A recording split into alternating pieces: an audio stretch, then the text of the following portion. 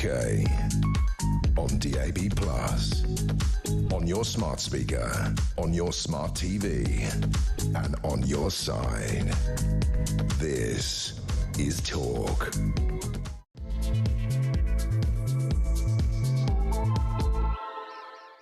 Very good afternoon to you. Thank you to Ian Collins. He's off on holiday now, the lazy git. Not back for a week and a half. But I thought he summed up the main news story of the day. All is great, ladies and gentlemen. Fill up your car, fill up your shopping trolley, buy 2 houses, book 3 holidays. The cost of living crisis is over. We are flourishing. No, we're not. Rachel Thieves, Richard III, delivered her spring statement. I myself would have been very happy if I could have done an entire show without talking about this, but I do understand people want to know what it basically means. So I'll promise you this in the next 3 hours. Laypersons. You see what I've learnt? Not layman's, because somebody will go, you're not talking about women. Laypersons' explanations about what today's spring statement means. We'll start with the political editor of the Sun newspaper, a legendary man who tomorrow will be sat in this very, very chair. And he will attempt, before we even discuss the spring statement, a little test from Jezza, OK? Oh, God. If people want to be on the show this afternoon, Harold, what number? What's the number? I think they should call 0344 499 1000. Can't you... Sorry, hold on a second. Jodie's clapping. Say that again. It's off the screen now. I've got to turn around. 0344 499 1000. Why doesn't everybody say... I'm just going to say... What's wrong with 0344 499 1000? Do you know the latest rubbish I heard from an unnamed presenter who's on? 03444. Oh, that just completely confuses me. I did that last week. Oh, yeah, but you're allowed. You're allowed. You are... I mean, you are the David Beckham of talk. Golden balls himself. David Brent, more like. 0344 499 1000 is your telephone number, as ever. Do it via WhatsApp. Send a voice note message to Ryan, 0344 499 1000. You can also text us throughout the show, 87222. Start your message with the word talk. You have it there. Lift this up. Put it on camera. Ladies and gentlemen, that is Her Majesty's Treasury's spring statement of 2025. It's now, fairly thin gruel. Yes, thin gruel. Do me a favour, my friend, my good friend, layperson's terms. What does it mean to people listening to this? They're thinking about the cost of a beer, a packet of fags, their petrol, their weekly shop, their mortgage. What does it mean? Well, so no tax changes this time round. Okay. After that £40 billion tax raid in October, which obviously is going to kick in most of the time, first new tax year in April. What this means, though, is growth, which the government were relying on coming down the line. They needed that growth to earn more income for the government, and they'd have to not have to cut the size of the state, and they would not have to cut benefits, and they could just carry on willy-nilly. That has spectacularly failed. It's there in black and white. The growth forecast for this year slashed in half, where the country's going to grow by 1% this year. You want to be growing by 2.53% in order to generate lots of cash. And would it be so the country is broke. And would it be fair to jump in at that point and say, and I was no fan of the Tories, the reality of this government in 9 short months is that when they took power last July, we were the fastest growing economy in the G7. We are now halving what we think we will earn next year. Exactly. And look, it wasn't all tickety-boo under the Tories. No, obviously, I'm not saying they that. got a spanking that they well deserved. Growth in this country has been a problem for a very long time. The size of our state, the government will spend £1.4 trillion next year. That is not sustainable in terms of being able to support it. It needs more revenue. Now, the problem is so Rachel Reeves, she's got through today by saying, look, growth's coming, but we're gonna the headroom, what we call it's basically your safety buffer. She wants about 12 to 15 billion quid just in reserve to weather storms. We all want that. Exactly. But so that's what she said out in October. She said, I'm going to leave 14 billion quid in the kitty just for rainy day funds. What's happened to that is it's been completely wiped out. 12 billion of it just gone. And then she's actually what? Just lack of growth, global instability. Not defence, not anything. She's gone. Just gone, because the defence is just moving money from aid to defence. So that's gone, and not only that, she's 4 million in the red. So she had to scrambling around, finding sort of 14, 15 billion pounds that she didn't think she was going to spend. This time, she's done it through 6 billion quid worth of cuts coming down the line to government departments. Now, look, you can find that. I'm almost certain there's fat to be trimmed in there. 5 billion quid in welfare reform. Now, that's going to hurt some people. There are lots of people who don't deserve to be on welfare and should be back at work and should be in jobs. Yes, there's a moral and political argument which we've had many times there. But the government's own impact assessment says 50,000 children are going to be put into Let's poverty. just. I read this. Let's just nail that for people listening, and we want your thoughts. Please ring right away. 0344 499 1000 is the number. Labour's own document says that 50,000 children will slide into poverty. When you put that politically to a party who have always been about the working man and the working family, I watched Corbyn yesterday, who I loathe, but I understood from where he politically stands, that's abhorrent to anybody on the left. Exactly, and the problem is the government are in the middle now. On one side, you've got the market saying no more borrowing. You can't borrow any more money. You can't, maxed out. Borrowing costs are already massive. We're already paying £100 billion a year just servicing the interest on the debt. So that's bigger than the defence budget, bigger than the policing budget combined, bigger than the justice budget combined. It's just paying interest. Just paying interest on the debt. How did we get to this? On the £2 trillion that we've borrowed. And will probably never, ever pay back. Like a student and then loan. on the other side, you've got... So then politically, she's trapped. She's got the market saying no more borrowing, and she's got Labour MPs saying we might wear this £6 billion worth of welfare cuts, but no more. No more. And so she's in really behind, which all comes down to, and you ask that, what does this mean for our listeners, our readers, people out there? It means almost certainly next time, come October, when this happens again, we go around this merry dance again of have we got enough headroom? Tax cuts are back. Tax rises are back. I mean, where are they going to come from? It's really interesting. Got record tax high. It's really interesting. I mean, the highest taxation in 70 years, and again, not absolving the Tories at all. It's almost as if the Labour Party, rather traditionally, because I'm old, right, they would always say, we're going to give this, we're going to spend more money on education, we're going to spend... And actually, the reality is what the Labour governments in the past is they printed money, didn't they? And inflation went to 30%. But that doesn't happen nowadays. This servicing of this debt, to me, is fascinating. The growth thing, though, I mean, there's a Rupert Soames, Winston Churchill's grandson, the chairman of the Confederation of British Industry, today says that Labour's tax rises, its budgetary approach and its workers' right bill have actually left British businesses in a terrible position, because businesses succeeding creates jobs and money, and that filters down. It's like they don't know what they're doing, Harry. The problem is they're speaking with forked tongues, and what the left hand and the far left hand are doing two different things. One thing they're saying, we need to go for growth, we need to deregulate, we need to set fire to planning laws and stimulate the economy that way. Supply side reform, they call it. Fine. Great, crack on. But at the same time, there's this workers' rights bill that's going through Parliament now, which the OBR, the Office of Budget Responsibility... It's got another document. There's documents everywhere. The other bit of it. That's thicker. This is Rachel Reeves' version of events, and this is them marking the homework, and as you can see, it's four times the length. In here, it says very clearly that they think that the government's own policy, their own plan to massively...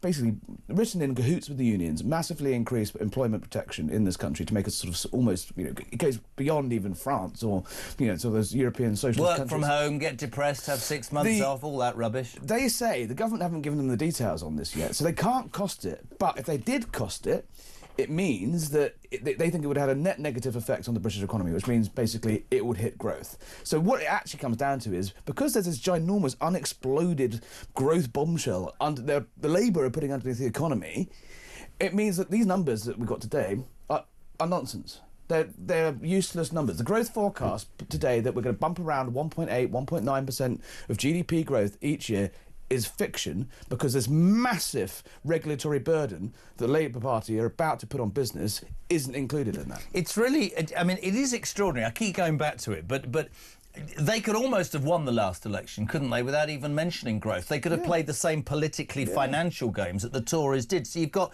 businesses hacked off because business rates are increasing. With you've the got 26 billion in national insurance rises coming in on the 6th of April as well. Which is disgusting. You've got workers' rights that has been ramped up so much that nobody's going to go to work and work an 8-hour day because they're going to have anxiety and be off for 6 months.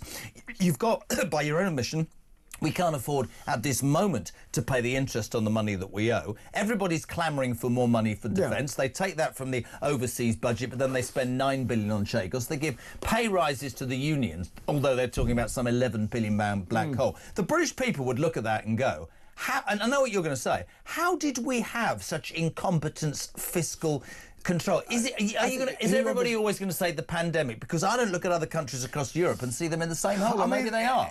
Look, are they? European countries in the same hole. France, Germany. Are they definitely in a similar position? Yeah, right, and they are tacking towards sort of taking some quite sort of interesting and extreme measures to counter that. Look at America though, which does have energy independence. They have fracked. They have basically did it yesterday. They basically decided, you know what, we're not going to be reliant on foreign we're not going to be beholden. Are to you a foreign... psychic? John in Angus just pops up and says this. How much, guys, would you say if you stopped the net zero crap and started drilling for oil and gas? John in Angus, that is exactly right. I mean, everybody says, now I was going to bring it to that, net zero is going to bankrupt a country that's already bankrupt, to follow an ideology that makes no bleeding sense to anybody. Yeah, so what annoys me is we go through this merry dance every 6 months of the Office of Budget Responsibility, a quango that basically marks the homework of the government. They basically give the thumbs up or the thumbs down on whether on the plans and whether they meet certain tests. There's a massive amount of power and influence given to an unelected body of people we don't know who they are. Well, we can find out that, but these people are just bureaucrats. And it is remarkable that they have so much influence that every 6 months, I'm going to start doing it again in the run-up to October. Will she have to put up taxes? Will she have to do this? What will the OBR say? How will they cost that? Will they? Who created the OBR? George Osborne. I've been doing lots of interviews today downstairs, and I said it to every single Tory I've had on. I said, you guys created this as a bit of a wind-up to make Gordon Brown look bad when you came in 2010 to be, and you've made a sort of rod for your own back that's actually so totally warped how economic planning is done in this country, to the point that Rachel Reeves was on the blower to the OBR, burning the midnight oil earlier this week, trying to haggle over how far she'd have to go on welfare cuts in order to hit certain targets that they. Why does she have to hit their targets? Because why doesn't their government have the right to democratically elected to do what she wants to do? She has set herself these fiscal rules, as we said, because she was so worried about so worried about being sort of the markets not having confidence in it. She's actually just completely created a rod for her own back, and you're making policy in this country based on getting this document looking nice and getting through a good news day where we don't all say, you're missing all your targets, you're screwed. And then we go back to 50,000 kids. Are we screwed financially in this country over the next few years? We'll do this merry dance once again. You cannot sustain a country of our size, an economy of our size, unless there's growth. Inflation's going back up. This says growth will flatline and be anemic and bump around. It needs to be above 2% at minimum, and it's not going to hit 2% at any point in this Parliament, according to the forecasters. Love to know what you think, by the way. 4:15, wherever you are, whatever you're doing for drive time on Wednesday, in the sunshine. It's nice today, very nice today. Lovely out. Harry's got a slight tan. It could be makeup. 0344 499 1000, text to 87222. Martin Waddington says, Jezza, you pronounced the talkTV phone number impeccably. There is no room for O's instead of noughts. Double numbers should be pronounced as for clarity and expedience. Only James Whale takes it up a notch, refusing to accept anything other than zero. Trust me, you're doing the right thing. Working in IT, refuse to take the passwords of fools who think a zero is an O. There you are, you see? Yeah, good. Billy Baker, he sounds a bit sad though, doesn't he, Martin Waddington, to be perfectly honest. Can I talk about net zero? Because this is an astonishing story today, shocking. I mean, we could talk about, because you're far more intelligent than me, everybody knows that in the office. Ed Miliband's net drive zero madness that will financially kill us. That might be one thing. But ladies and gentlemen, we are up in arms. It could kill off the traditional British fish and chip shop. The Industries Trade Association has warned the National Federation of Fish Fryers. You try saying that. Blessed are the fish fryers. Thank you. So the energy sector's green ambitions could further undermine the industry and force restaurants and takeaways to shut up shop. It comes after Millipede's department, he's dangerous, was unable to provide an estimate of how much the electrification of heating and cooking appliances could cost households. The average cost for a portion of cod and chips is now almost a tenner, having risen by more than 50% in the last 5 years due to inflation. Net zero might send it more. Well, that's the thing. All the way... Chippy tea on a Friday, what's going to happen to it? Everything come down the track is, we've talked about this before. It's like, this aspiration of, we'll hit this target by X and that'll be fine. And it's working backwards. It's not how will we hit this target, but it's setting the target. And then, lo and behold, these costs... Right. Today's challenge proving that Jeremy Kyle on Drive is not cerebrally where Harry Cole will have it tomorrow. OK, this is what I'm going to give you, right? I want you to leave a voice note for Ryan, wherever you are in the United Kingdom. I want to know the price of fish and chips in your town. I want to find out where the most expensive fish and chips are in the United Kingdom. I think it'd be in South East London. How much? 18 quid.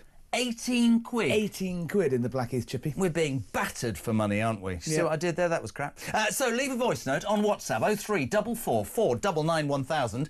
Leave it to Ryan and say, it's Pete here from Grimsby. See what I did there? Fish and chips in your local chippy tea on a Friday. It's the law. How much? 18 quid, Harry. 18 quid. I nearly walked out. You know, my old man worked for the Queen Mother and he worked in Royal Service for 41 years. They had fish every Friday. It was a religious thing. I have to say, Parliament, fish and chips on Friday is the one thing they do all right.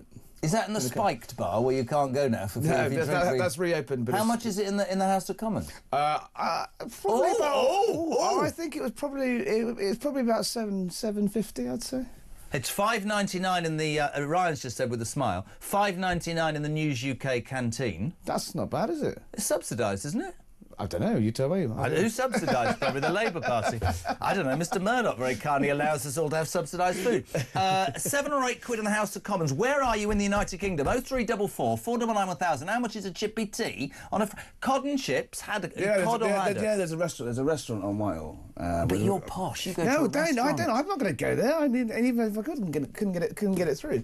I think it's about 30 quid for a. Sorry, can we just rewind? What I love about my boy that he's just let out. This is what he's just said. Please, I love him. Right? He's gone. I wouldn't go to expensive restaurant. I couldn't get it through. That means, ladies and gentlemen, think MPs and expense accounts. Harry, that was class, man. But if you were taking me out, you could get that through. It's called. We'd have to ask the powers. We'd have to alert the alert senior management. Remember what I've said to you before. There's always a way of making things happen. There's always something you can find on management. They're probably having chippy tea every Friday. So where you are in the United Kingdom, pricing fish and chips in your town. Thank you very much indeed. Can you tell me just in terms of your view of this government? We on this station, it would be fair, we're incredibly disappointed with the Tories. There's been a kind of vociferous support and then the problems with reform. From an outsider's point of view, not even to do with the Spring Statement, I look at the Labour Party in power and I think, and I keep using the phrase, it was easy from the cheap seats from that view, wasn't it? You slagged off almost everything. The reality is, I didn't think in my lifetime that I would see a Labour government cutting welfare benefit. And just going back to what Corbyn said yesterday, I don't have anything politically in line with Jeremy Corbyn. But he spoke very honestly yesterday and he said, I never thought I'd see the day when a Labour government was pushing children into poverty, taking away disabled people's benefits. Whilst we acknowledge as a society, and I am the most vociferous on that we absolutely, there are people who are taking the what's it out of our system, and it needs to be dealt with as the immigration problem to cause all these problems with social services, but our public services.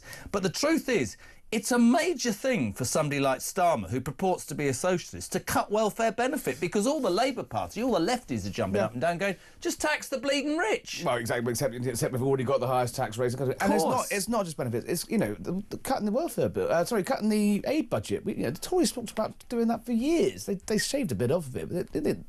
I never understood. Increasing defence spending. Again, the Tories banged on about it for years. They tried to do it. Did he? Sunak only said he'd make it 2.5 in the election campaign.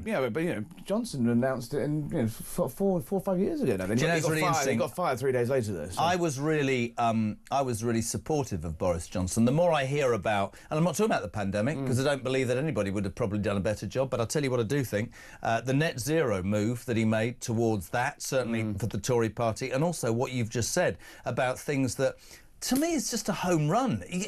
I'm sorry, I'm not going to support a group of people in Afghanistan building I don't know what. I need to spend money on my Colombian defence. poetry lessons for jailbirds. Are you winding me up? No. That was a real one. Sorry, can we... what? Colombian what? Colombian poetry lessons for Colombian jail in Colombian jails. We are giving money. We were. I think we've stopped to that one teach jailed Colombian drug dealers how to say there was a young lady from Ealing who had an extraordinary feeling. What happened next? I'm not going to say, you know exactly, because we've talked about it many times. Dave's been on. Large fish and chips. No, large fish, a medium portion chips in Gloucester, £10.50. It's all right. That's not what I mean. I thought there'd be more in Gloucester. I was in Gloucester. Dr. Foster came from Gloucester, he did. didn't he? He fell And in a Fred puddle. West. That's about it, really, Yeah. from Gloucester. It's a conversation stopper. 4:22. Anything else you'd like to add about the Spring Statement? Did it blow you away? Me? Yeah. No. I mean, What do you make of her? Look, she's got some still. She could have put taxes up again. Yeah. She could have done. She was under pressure from the Labour Party to borrow more. She said no. She was under pressure from within the Treasury to just hike taxes. Lots of left-wing economists will all just say, just hike taxes. She's sticking to her guns on that. Got to give her some credit for that. Whether she's still there in October. I was going to say, by sticking to her guns, does she sign her own death warrant politically? She's so aligned with stuff. Actually, Starmer has outsourced his entire economic thinking to Rachel Reeves. So, if anything, you know, we saw what happened to Kwasi Kwarteng, or to Liz Truss when she fired Kwasi Kwarteng. Firing a chancellor when you're so close is pretty fatal. At the end of the day, they've got a massive majority. There's 400 Labour MPs. Yes, there's some very vocal, whiny ones, but at the end of the day, they should be able to get their economic agenda through. I just think there's so much stuff going on in the world. If Donald Trump comes through with these tariffs, they're saying that's going to wipe off 0.6%. It's going to be a very rocky summer. And also, when that national insurance hike kicks in, I was talking to a restaurant owner in the West Country the other day for the column, and she was in tears. She said, minimum wage is going up, workers' rights is going up, the NIC is going up. I won't be able to open in the evenings this year. That doesn't help business. Seasonal hospitality has very, very, very, very, very narrow margins at the best of time. You get sort of 3 months of the year to make your money, and these people are going to get hit, and they cannot afford to employ people.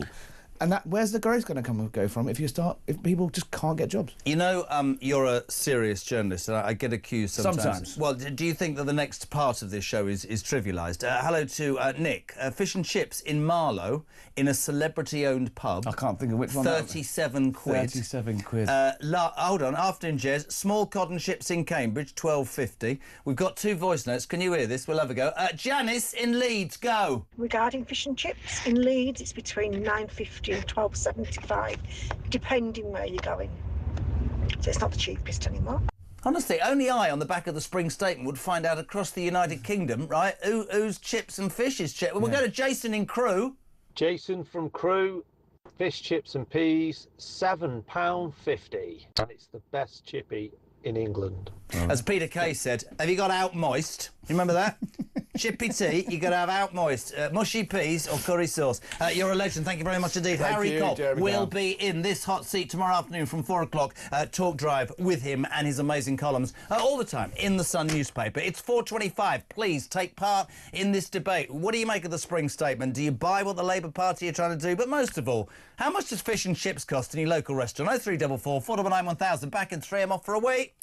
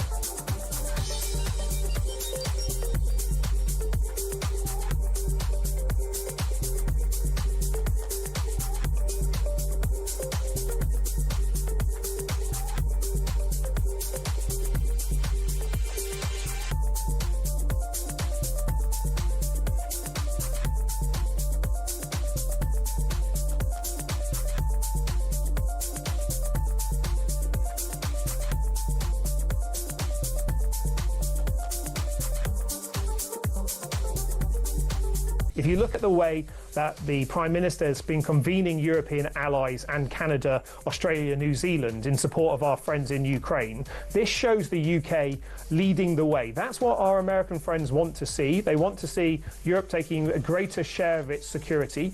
That's what Britain wants to see as well. That means all European countries spending more on defence and making sure that when they do, that defence spending is more lethal by us all working together.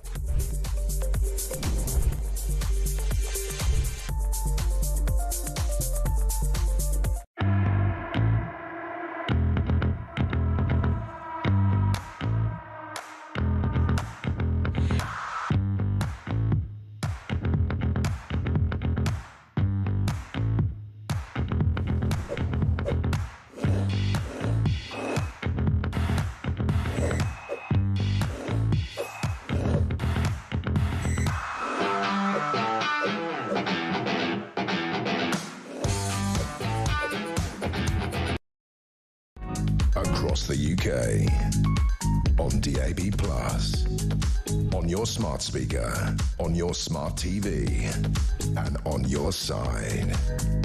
This is Talk. Welcome back, 4:28, JK on Talk Drive. Wednesday afternoon, we're live across the sunny United Kingdom. It's the day that the spring budget was read or even presented by Rachel Thieves, or Richard III, as Mike and I like to call her.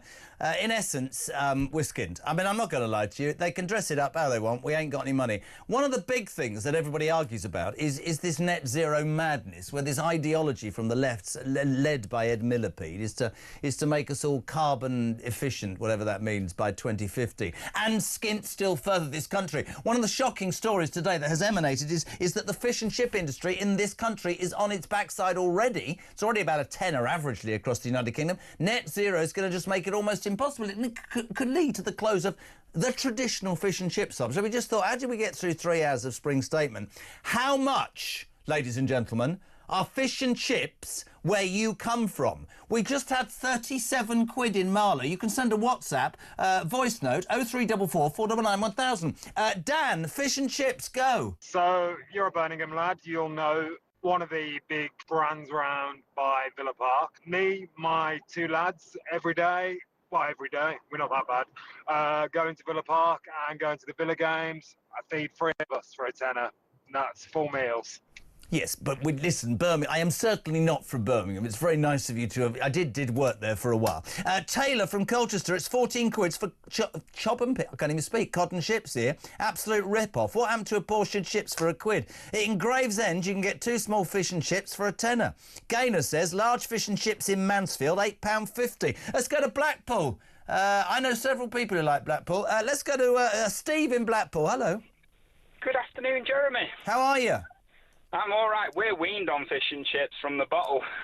The fish and chips and the big one. That's what Blackpool's famous for, isn't it? Yes. How much? Very true. But unfortunately, in Blackpool now, fish and chips has not only become expensive, but it's also rubbish. It's rubbish? I'm sorry I have to say that. But it's true. I do feel sorry for the tourists. Anyway, but it's not Blackpool. I'm going to have a go out when it comes to fish and chips. It's Whitby. Listen to this. Anybody, just turn your radios or televisions up. This is extraordinary. Whitby, how much is fish and chips? 3 of us, fish, chips, peas, I think one of us curry sauce, 3 cans of pop, just short of 70 quid. £70? That's 23 quid a head, man. Even my maths does that. Whitby, you're I nearly died. Shameful, Marlow and Whitby. Thank you very much, Steve in Blackpool. Fish and chips, it could be forced out as an industry. What do you make of it? Here's a man who likes chippy tea on a Friday with something moist. Sir John Redwood, former Conservative Cabinet Minister. Before we talk about the spring statement, I'm not asking where you live. Fish and chips, last time you bought it, how much? Well, I haven't bought fish and chips in a shop for a long time, but it is my favourite meal of the week. So I cut my own potato up and bake it in the oven. I buy some wild fish. The fish are always wild because they got caught, so they're bound to be wild. But a bit of posh fish, £5 or £6, best meal of the week. See, who knew? The man that was an MP for 37 years was dead straight, goes and catches fish and makes his own chips. Astonishing. John, good afternoon. You know me. I mean, I put stuff in layperson's terms. The spring statement. Yes, no tax rises. Yes, this extraordinary moment where a Labour government is basically taking welfare away from some people in poverty, and in fact their own documentation says that they'll force 50,000 kids and more people into poverty. The reality perhaps of government. But is it not true to say, without scaring people, that we are skint? We are skint to the point where we can't even afford the interest on the debts that we've got. And we have a government still following this net zero madness that will screw us even more. That's the reality. And in essence, however you dress it up, tax rises will come soon, won't they? They have to.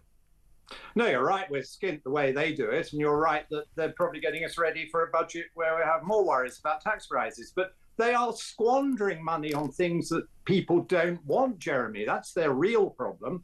They're spending too much on the wrong things. Do you know, in these figures, they're sending this year to the Bank of England £36 billion for all their losses, and nobody ever makes a squeak about that. Tell them to rein it in. Tell them to manage their bonds a bit better.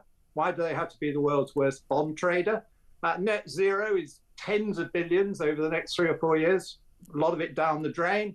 And this 19 billion they want to do on carbon capture and storage, nobody else is doing it worldwide. It's just more cost driving more of our industry out of the country. And the worst thing of all was that awful budget she gave us, which has taxed people out of creating jobs and taxed them into having to close down some of their businesses. It's just dreadful. It's just gross bad management. I don't know whether to be angry or to be really sad. No, I agree with you. And Harry was just saying about the national insurance rise. He said he was doing for the paper for the Sun. He was doing a discussion with a restaurateur the other day, and the woman was in tears. She said, with the national insurance hikes and with the business rates, I am actively not now going to be able to open in the evenings because I can't afford the staff. You've got workers' rights making it impossible for anybody to employ anybody who'll actually turn up without saying they're suffering from anxiety. They came to power, this bloody government, Sir John, saying it was all about growth. And I am no way... You know me, I was as livid as anybody about your party at the end, as livid as you were. But the one thing the Tories left was the fastest growing economy in the G7. We are now skint, and we are now told today by the Office of Budget Responsibility that we should half what we think we're going to achieve next year, and we're screwed already. No, I know, it's a complete disaster. And, you know, you and I want our country to do well, and Labour won fair and square. They got... not that many votes, but they did a lot better than the Conservatives. So I was prepared to give them a good run. I still want them to succeed because I want my country to prosper, and we're going to have another 4 years of them. But they've got to start helping us and themselves. I mean, it's just dreadful, the mistakes they make. Everything they do does the opposite of what they want it to do. They put all these extra taxes on to raise more revenue. They end up with less revenue. Of course you do, because you drive all the rich people out. You close down some of the businesses that used to be able to make a profit. There's less profit to tax. Then there are less jobs to tax. So that's a disaster. The net zero thing is a disaster. They say they want to get CO2 down. Everything they do boosts world CO2 because we close something down here and we import something with tons of CO2 in its production. And you have all the marine diesel as well to bring the import in. It's complete madness, and it's deindustrializing our country. So we're losing all those jobs in oil and gas and steel and vehicle manufacture that we shouldn't be losing. Again, surely the clue is in the name, the Labour Party. Why don't they stand up for the labour in the factories, which their policies are closing down? Honestly, could not agree more. And you talk about the taxation of business, and let's talk about Rupert Soames, Winston Churchill's grandson, the chairman of the CBI, the Confederation of British Industry, today saying that Labour's tax rises and workers' rights bill are equally just destroying businesses across this country. This workers' rights bill that you know, it allows officers to go into people's homes, people can be off work. How does anybody build a business if its government is actually patently making it difficult for those businesses to succeed? As you said, you make money by businesses being successful, employing people, turning over large amounts, paying tax, and that filters and permeates down, doesn't it? Yeah, and good employers do look after their employees and come to sensible arrangements with them. They don't need the lawyers to tell them what they've got to do. I feel particularly sorry for the young people. We've got, 1 million young people who aren't in training or jobs, and that should be our priority. And this employment law that they're putting through is going to make it particularly difficult for them, because now you can't have somebody on probation or trial. And so quite a lot of employers are going to say, you know what, I don't want to take the risk. I don't know how this person's going to work out. So instead of it being nice to that young person, it means they don't get a job. Just quickly, because we haven't got all the time in the world, and I'd have you on every day. I think you're fantastic. What's the average Briton supposed to do? Despair, keep at it, believe it'll change? I mean, at this moment in time, we want an opposition that's not sitting on its arse trying to work out where it went wrong, don't we? Absolutely right. We need to get out there and to make these points to the government in our different ways. Your programme does a great job. I would encourage people to watch and to ring in and to make their points and do it with other social media. We've got to make sensible noises and be positive in our noises, doing what I'm doing, saying, I think you got that wrong. This is what would work better. Don't have that law, don't have that tax rise. Here are some losses in the public sector you shouldn't be putting up with. Don't take the money away from the disabled. I can't bear that either. People who are really disabled, they need every penny we can give them, and we shouldn't be taking it away. You're right that there are some people who get away with it who aren't properly disabled. Well, then the answer to that is to tighten up the tests before you let somebody qualify as disabled. And that would be the right remedy, not taking money away. Couldn't agree more. Sir John, I'm on a tight schedule, my friend, but thank you so much. Always a pleasure to have you on. We'll have you on again next week. Talk Drive, 0344 419 1000 to the ad break with 2 voice notes. The cost of fish and chips where you live. Craig's in South Wales. Fish and chips in my local chip shop is £10.60, and it's well worth going in there to see the size of our portions. Have a great day, mate. Excellent show. Oh, lovely, is it? Can I have a portion? Oh, yes. Adam's in Bournemouth, and then to the ads. The old fish and chips here, my friend, is £9.50 for a medium, so not too bad, but good quality.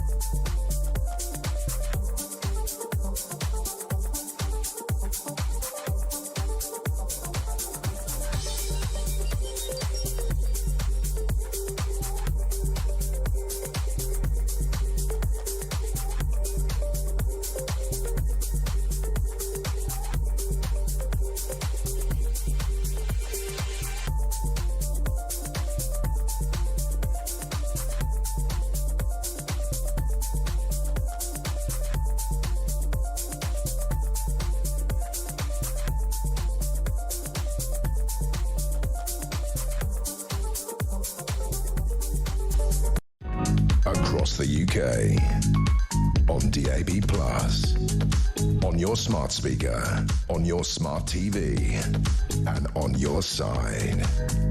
This is Talk. Wake up with my mate Mike Graham, Morning Glory, 6 o'clock, Monday to Friday, only here on Talk. An absolutely astonishing breakfast show. 0344 499 1000, text to 87222. The spring statement, I'm sure, is very, very important. Peter Carwell's joined me. You can tell when it gets political around here because suddenly all these nerds have arrived. But I'm trying to make it a little bit light-hearted. We're waiting for Helen Waitley, Shadow Work and Pension Secretary. Waiting for Waitley. Fish and chips in Northern Ireland. Yep, big fan. Do you like a chippy tea? I do indeed. Do you have yeah. out moist with it? Always. What do you have? Curry sauce? I'm afraid I don't give peas a chance. I just have fish and chips, plenty of vinegar, nibblers in Rich Hill. Nibblers. What's a nibbler? A fish and chip shop called Nibblers in Rich Hill, which is a big fan of that. What is Rich Hill? What is Rich Hill? Where is that? It's where I live, where my parents live. It's a village in County Armagh. It's a lovely village. A village in County Armagh. It's got a castle and everything. It's got a castle. Although someone stole our gates. So it's a long story. Is that your front gates or your back doors? Who stole those? The gates to Rachel Castle the were gates stolen. to Rachel Castle were stolen. Jez, only £9 for fish and chips in Eyemouth. Where's Eyemouth? And £4 a pint if you know where to go, says Betty. Ooh. Rob and Lynn, cod and chips, Billericay, £10.70. Those people in Essex, they know how to rip people off, don't they? Did you hear 71 quid Yeah, in I Whitby? heard that. Yeah, it was 71 quid for outrageous. 3. Gaz from Maidstone, 14 for cod and chips. Graham Pack. Keir Starmer loves fish and chips as he uses a load of grease from it on his hair. All right, Graham, it'd be a bit nasty, but it's fine. Fish and chips and scraps in Doncaster, 7 quid. What's scraps? I don't know. You know you can get it here in the canteen on Fridays, I often do. What? Fish and chips. I don't eat in the canteen. In the canteen? It's I great. have to talk to people if You do don't that. eat in the canteen? I've never eaten in the canteen. Yes, you have. I've eaten with you in the canteen. That's a lie. When did I eat in the canteen? And on numerous occasions. I've been on a diet. Have you Well, I'm going back on telly, so I haven't eaten. I haven't eaten. You're on television. What? You're on television. You know what I mean.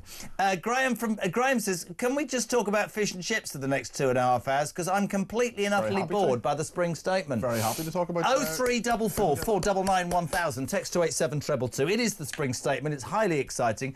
We're very delighted to say a very good afternoon to Helen Waitley, who stood on a piece of grass outside the House of Commons. Helen, Shadow Work and Pension Secretary. A very good afternoon. Welcome to Talk Drive. How are you? Good afternoon, I'm fine, thank you.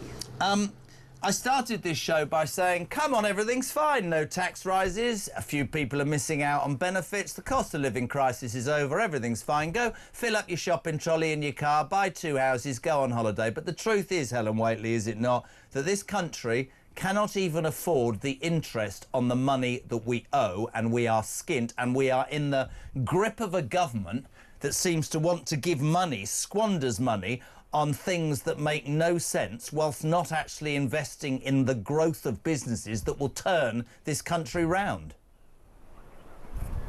Do you know what? I mean, I wish that is as you said at the beginning, that everything was fine, but it's certainly not. And that was what really struck me when I was sitting listening to the Chancellor in the House of Commons this afternoon as she made her statement or emergency budget, as it actually is, and listening to how bad all the economic indicators are, where what we saw was that growth has halved compared to forecast, cost of borrowing is up, unemployment is up, so many economic indicators going in the wrong direction, and what that means is bad news for businesses and for people's livelihoods.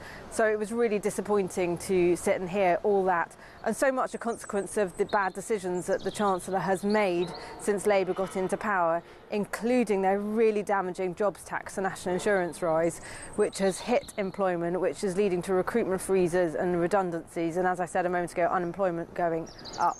And anybody with a brain cell, and I'm not Peter Carbore's with me. I mean, I'm not a genius when it comes to economics, Pete. But if you're going to build growth into an economy, you want your businesses, small and medium, to grow, to make a profit, to pay more tax, to employ more people, because that's how business works. And what's really weird about this incompetent government is they came in on this, we're going to create growth, and yet the way they've treated businesses and the way you talk about the NIC increases, and then you talk about workers' rights bills, none of that is conducive to making money. And actually, Harry Cole was saying, it's just going round and round in circles. I mean, this is a government that's spending 9 billion and possibly double that on giving 9 billion quid in the Chagos Islands to the Mauritian government, and we are skint.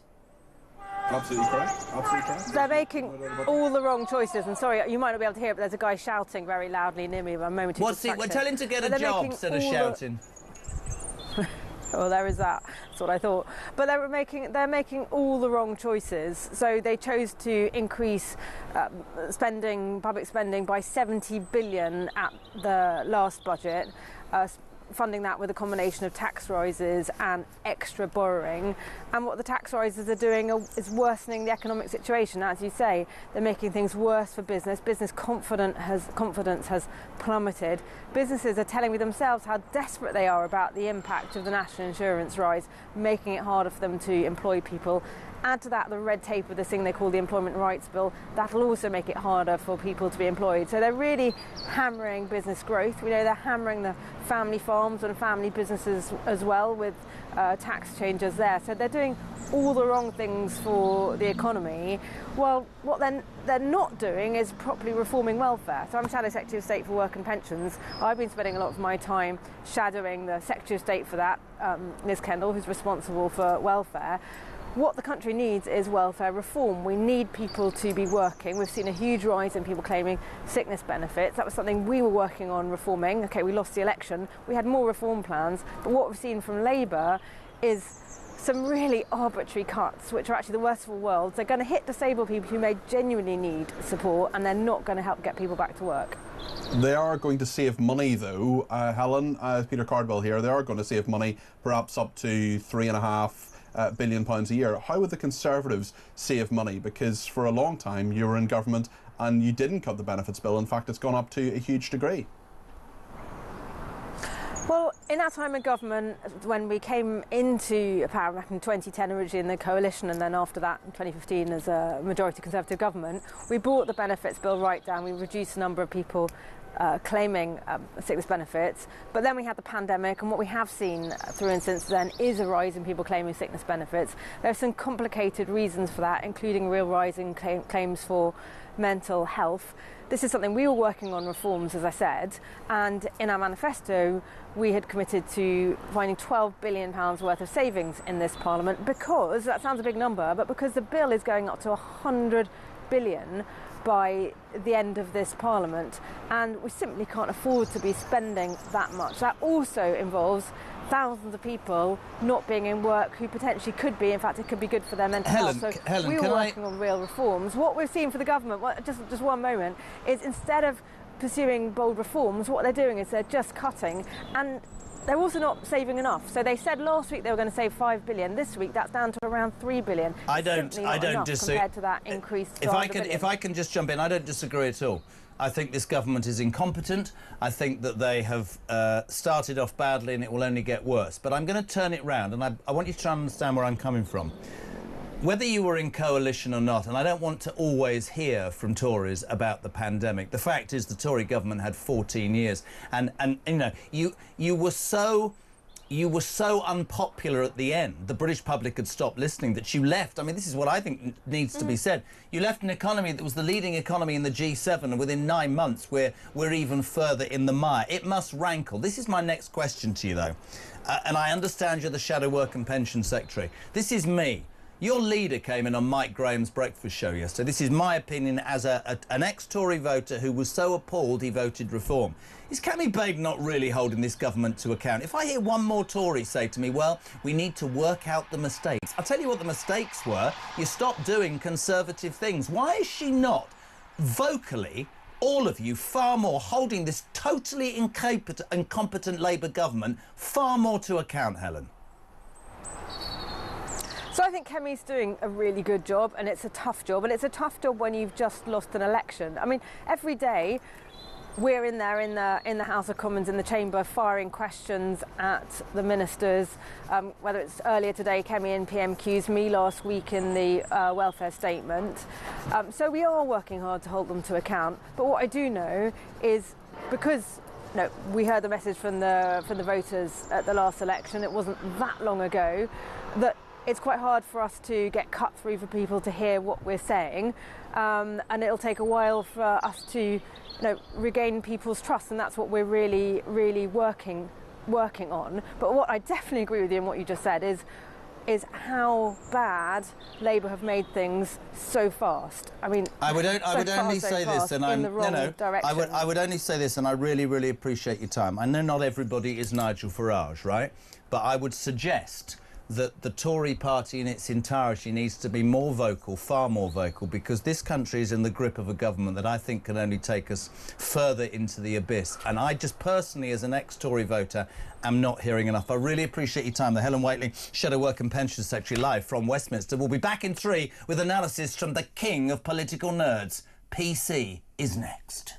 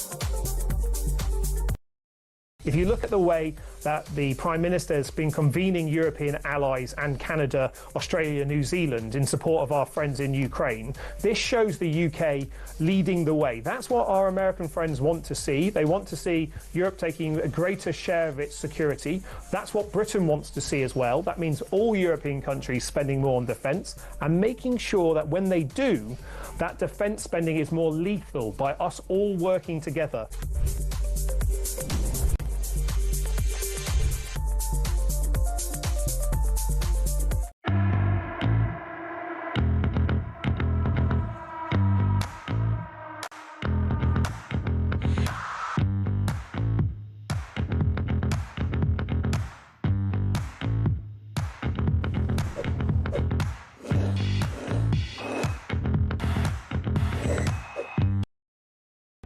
Across the UK, on DAB+, on your smart speaker, on your smart TV, and on your side.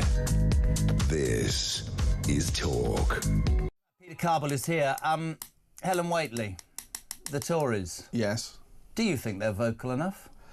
They've been as vocal, I think, as they can be in a very, very crowded media space. 121 of them, and 4 Reform MPs make 10 times the noise. That's true, although there are 200,000 members of Reform UK, and they are going to make a big noise actually this weekend. They're going to have a huge conference in Birmingham. I've spoken to one person involved who says 10,000 people will be there. Amazing. And I think the media is more interested, quite rightly actually, in Reform because they're leading the polls at the moment. Opposition is always very difficult, especially when you have a party that's just a bit...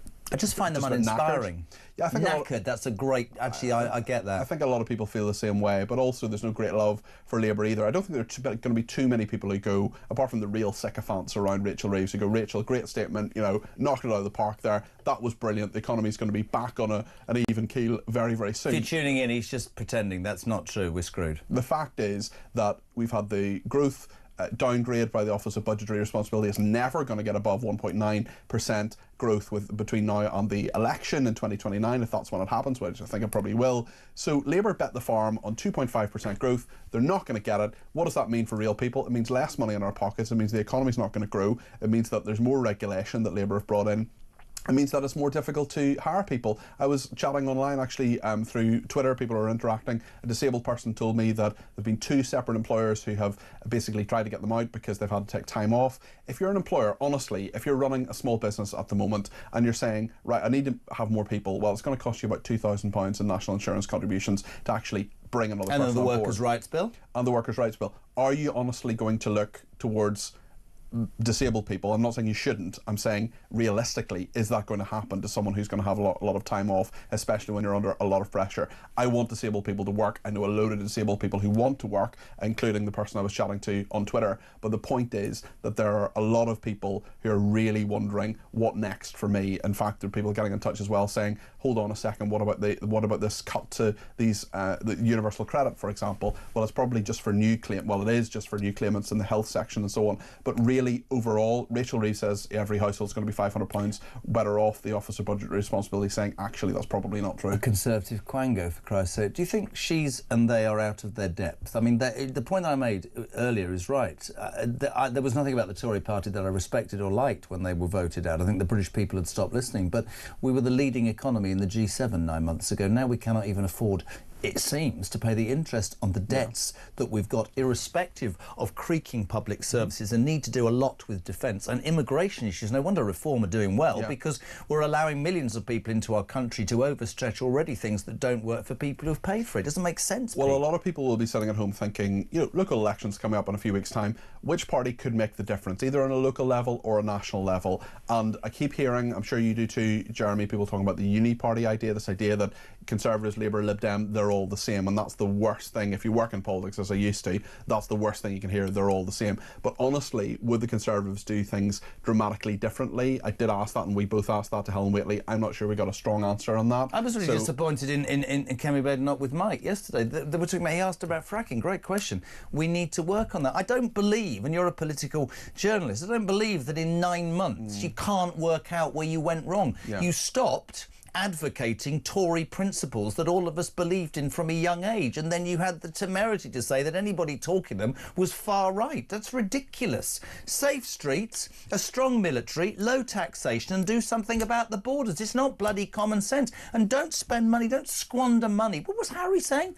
Poetry lessons in Colombian prisons. I mean, honestly, try explaining that to people who can't afford to pay their bills. And this net zero nonsense. Thank you. You know, let's skint the country even more in this quest, this ideological quest to lower carbon emissions. And what? For what? For what? For somebody's ego. It doesn't make sense, man. Well, I think the problem with the absolute fundamental problem with net zero is that you say to people, right then, do you want net zero? Most people say, yeah, that's fine. Okay, you're going to have to eat less meat. You're going to have to travel less. You're not going to be able to fly as much. And most people say, well, actually, hold on a second. Why should I have to do that for this crazy thing? I think net zero is going to be one of the major issues probably in the next election. I think if the Conservatives are against net zero, that could be a major thing for them. I could win the election tomorrow. 2 policies. Do you know what it is? Close the borders. 3, stop the boats and absolutely finish net zero in a heartbeat. Do one. Go nuclear. Sorry. You've got my vote, Jeremy. Yeah, very, very kind. Fish and chips, though, in Ireland. Lots of people getting in contact. We're going to go to, very quickly, a voice note. Campbell in Scotland, go. Up here in Banff in the northeast of Scotland, we can get a fillet and a half of haddock with a regular chips for £8 and 10 pence, and it is by far and away one of the best chippies I've ever had. And if you've got a beard, you can be a transsexual who goes to a female prison. Peter Cardwell, thank you. News at 5 is next.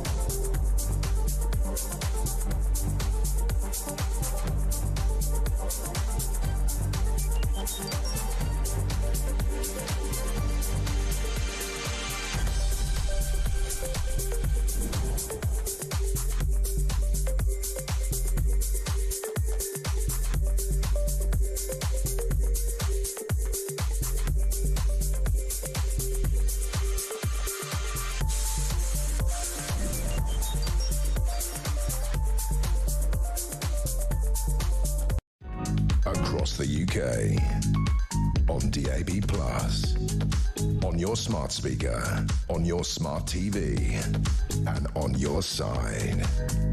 This is Talk.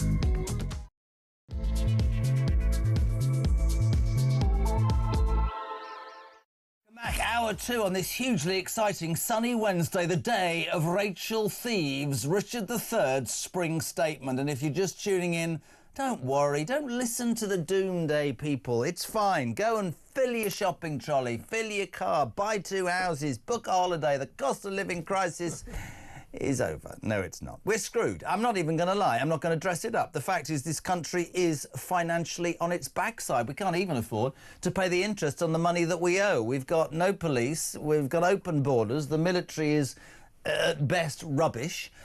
Businesses are being crucified. Workers' rights bills are making it impossible for businesses to even carry on. No tax rises today is the headline from the Labour Party. I'll bet my backside that come October, if she's still in the job, Rachel Thieves, there will be tax rises. Here's a man who will undoubtedly put it in layperson's terms. No, not allowed to call him Timmy. Can't do it until he gets upset if you say Timmy. Say Timmy twice, then he gets all timid. Timmy, how are you? I was all right. You're raging, Timmy, until aren't you you? called me Timmy on national broadcasting. You're all right. Tim Montgomery, a former number 10 I always advisor. think Timmy sounds like a dog. Timmy, Timmy come the on, dog. come on, Timmy. Right, listen. Can I just start? I am going to find out what nickname you hate now. You know, that is my mission in life. At school, I was called Kyle Pyle Hemorrhoid. Wow, and you just admitted that. I don't mind. Call me Hemorrhoid. Listen, I'm getting that old. We have a wonderful team working on the show. I asked this name of this young man who's doing all the buttons, technically. I thought he said, what's his name? It is Titus. I thought he was called Cystitis. So, I mean, honestly, at my age, anything goes. Now, well, I was always called Timothy Titus, actually, by my aunt, because Titus is the book in the Bible that follows Timothy. Is it? So there's a lot of Tituses happening. Well done, Timmy. Right, can I just? I know you defected from the Tories to Reform. Yeah. I just want to talk in layman's terms because I have people on and they go, 0.5%. We've had the budget of office. Blah, blah.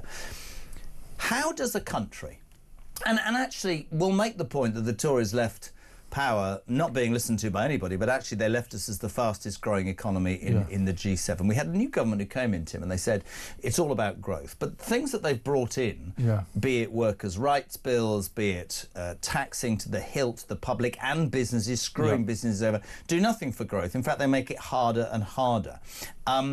They squander money, it seems, on things that, to me, are so irrelevant. People have the net zero argument. Today we hear that the fish and chip industry could be destroyed, quite literally. Net zero will cost billions, this quest of 1% of carbon emissions. And I say every day, I make no apology, pensions are freezing, veterans have no homes, farmers are having their land grabbed for this Ed Millipede madness, and yet we're getting worse and worse and worse off.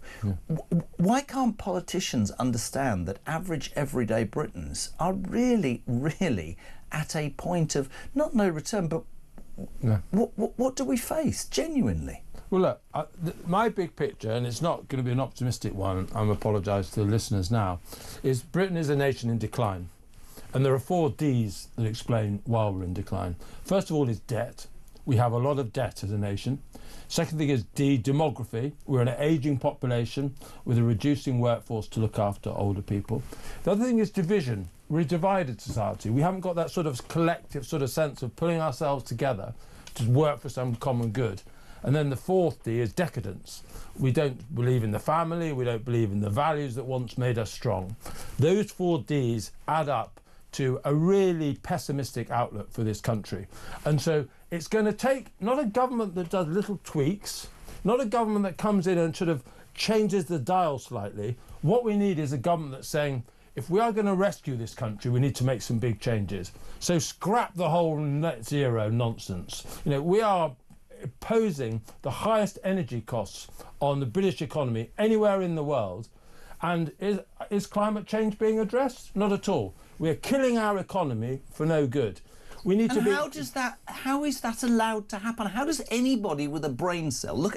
I had this argument with somebody the other day. Thinking, well, you've got to understand. And I made some flippant remark. You can deal with the economy and the climate in 25 years when I'm dead. But the truth of the matter is, I couldn't, if I was a politician, have a conscience that people were freezing or people were homeless or people can't have operations or see a doctor whilst I'm ticking some ideological box that's not achievable and is going to cost billions. Why are these people in power so incompetent in spending money in the right way on the people who actually create that money and who because need the it. people they most care about are their fellow politicians and the people that they meet in television studios. They don't care about the average British person. And so I think it was you a little while ago talking about the uniparty, this idea of, you know, the parties all being the same. Up until Kemi Badenoch, I thought it was a good speech last week, said she didn't believe in net zero by 2050 anymore. All of the parties were signed up to this, the Liberal Democrats, Labour, the Conservatives. But she doesn't... There was only Reform that stood apart from that. OK, but hold on a second. She was on Mike Graham's breakfast show yesterday, and I have no harm in saying this. Completely and utterly still sat on the fence. We talked about fracking. Mike asked her the question. That's what we need to work on. We absolutely need to frack. We absolutely need to frack. Can I just say something? One thing Liz Truss was right about. It's taken you 9 months to work out that you're still having a conversation about what you need. I can tell you what the British people need. They need honesty. They need, as you say, conviction. And whenever I throw this next line at people, they go, oh, you madman. The orange man, baby. There are many things about Donald Trump that I don't like, but here's what he did, peeps. He went, this is what I'm going to stand on. I've got flaws, I've made mistakes, and basically if you come for me and you vote for me, I promise you I will carry that out. All the detractors, legal, whatever, I will kick them back. Yep. And 90%, he won the popular vote, 90 million. And that's what he's doing. And it's unpopular with many people. And now everybody's jumping on this security leak. Not interested. No. I want a politician in this country who says, that's what I'm standing on. That's what I will do, come rain or shine. I'm going to take on the blob. I'm going to take on the establishment because I believe. Now, that's one of the big criticisms recently, excuse me, of Nigel. And that fallout with Rupert in your party. I had it said to me the other day at a petrol station. They said, Nigel Farage just stopped speaking the language that made him popular. Rubbish. I'm just saying, but I said to this guy, and this guy said, is he gravitating more to the centre because that will get him elected? I believe that some politician, whether it's Nigel, has to have the balls in this country to stand up and say, that's what I stand for. If you come with me, it might be a rocky journey, but that is what I guarantee I'll do. Well, I don't see it. I don't see anybody. It winds me up. I think Nigel Farage still believes in all of that. Good. You know what I mean? I really do. And I think on the net zero stuff, already done that. I think he's very radical on that. Is it radical or just common sense? Well, it's common sense, but it's radical compared to the politicians we have at the moment. The other radical thing that we need to do, or common sense, to use your parlance, is we need to cut immigration massively. Because at the moment, there are people out there... But he doesn't talk about mass deportations. He didn't want to talk about mass deportations. Well, he does want to talk about deportations. Whether he wants to talk about deportations of whole communities at a time, which is what Rupert Lowe was talking about, I think he's right about that. We have a system of law in this country where people are judged individual by individual. You're not, put into a community and judged in a community trial. No, I agree with that. That's absolutely right. I agree with that. So I think on the substance, Nigel Farage is still absolutely right. Do you believe he'd take the blob on? Oh, absolutely. Absolutely, he'd take the blob on. He's not afraid of anything. Here is a man who has to go out the door every time he leaves his home with security. Because there are credible death threats to him every day of his life. I don't know whether I would be able to put up with it. I don't know whether you would. But to think that at any moment someone could come at you with a knife or whatever, he faces those threats all the time, and he does it. He goes out there, he meets in the crowds he was in Runcorn the other day. That man is afraid of nothing. He's not afraid of that. He's certainly not afraid of the blob. I believe he's the most sort of conviction politician we have in Britain today. And so I wouldn't have joined Reform. I wouldn't have left a party I've been part of for 30 years if I didn't believe that Nigel Farage meant what he said. I think he's a special politician. He's not perfect. On another occasion, I'll come back and I'll talk to you about my criticisms of him. But overall, is on the right side. Let's talk about Rachel Thieves, or Richard III, as I've named her with Mike. I like that name. Yeah, well, look at a picture. It's better than Timmy. If you want...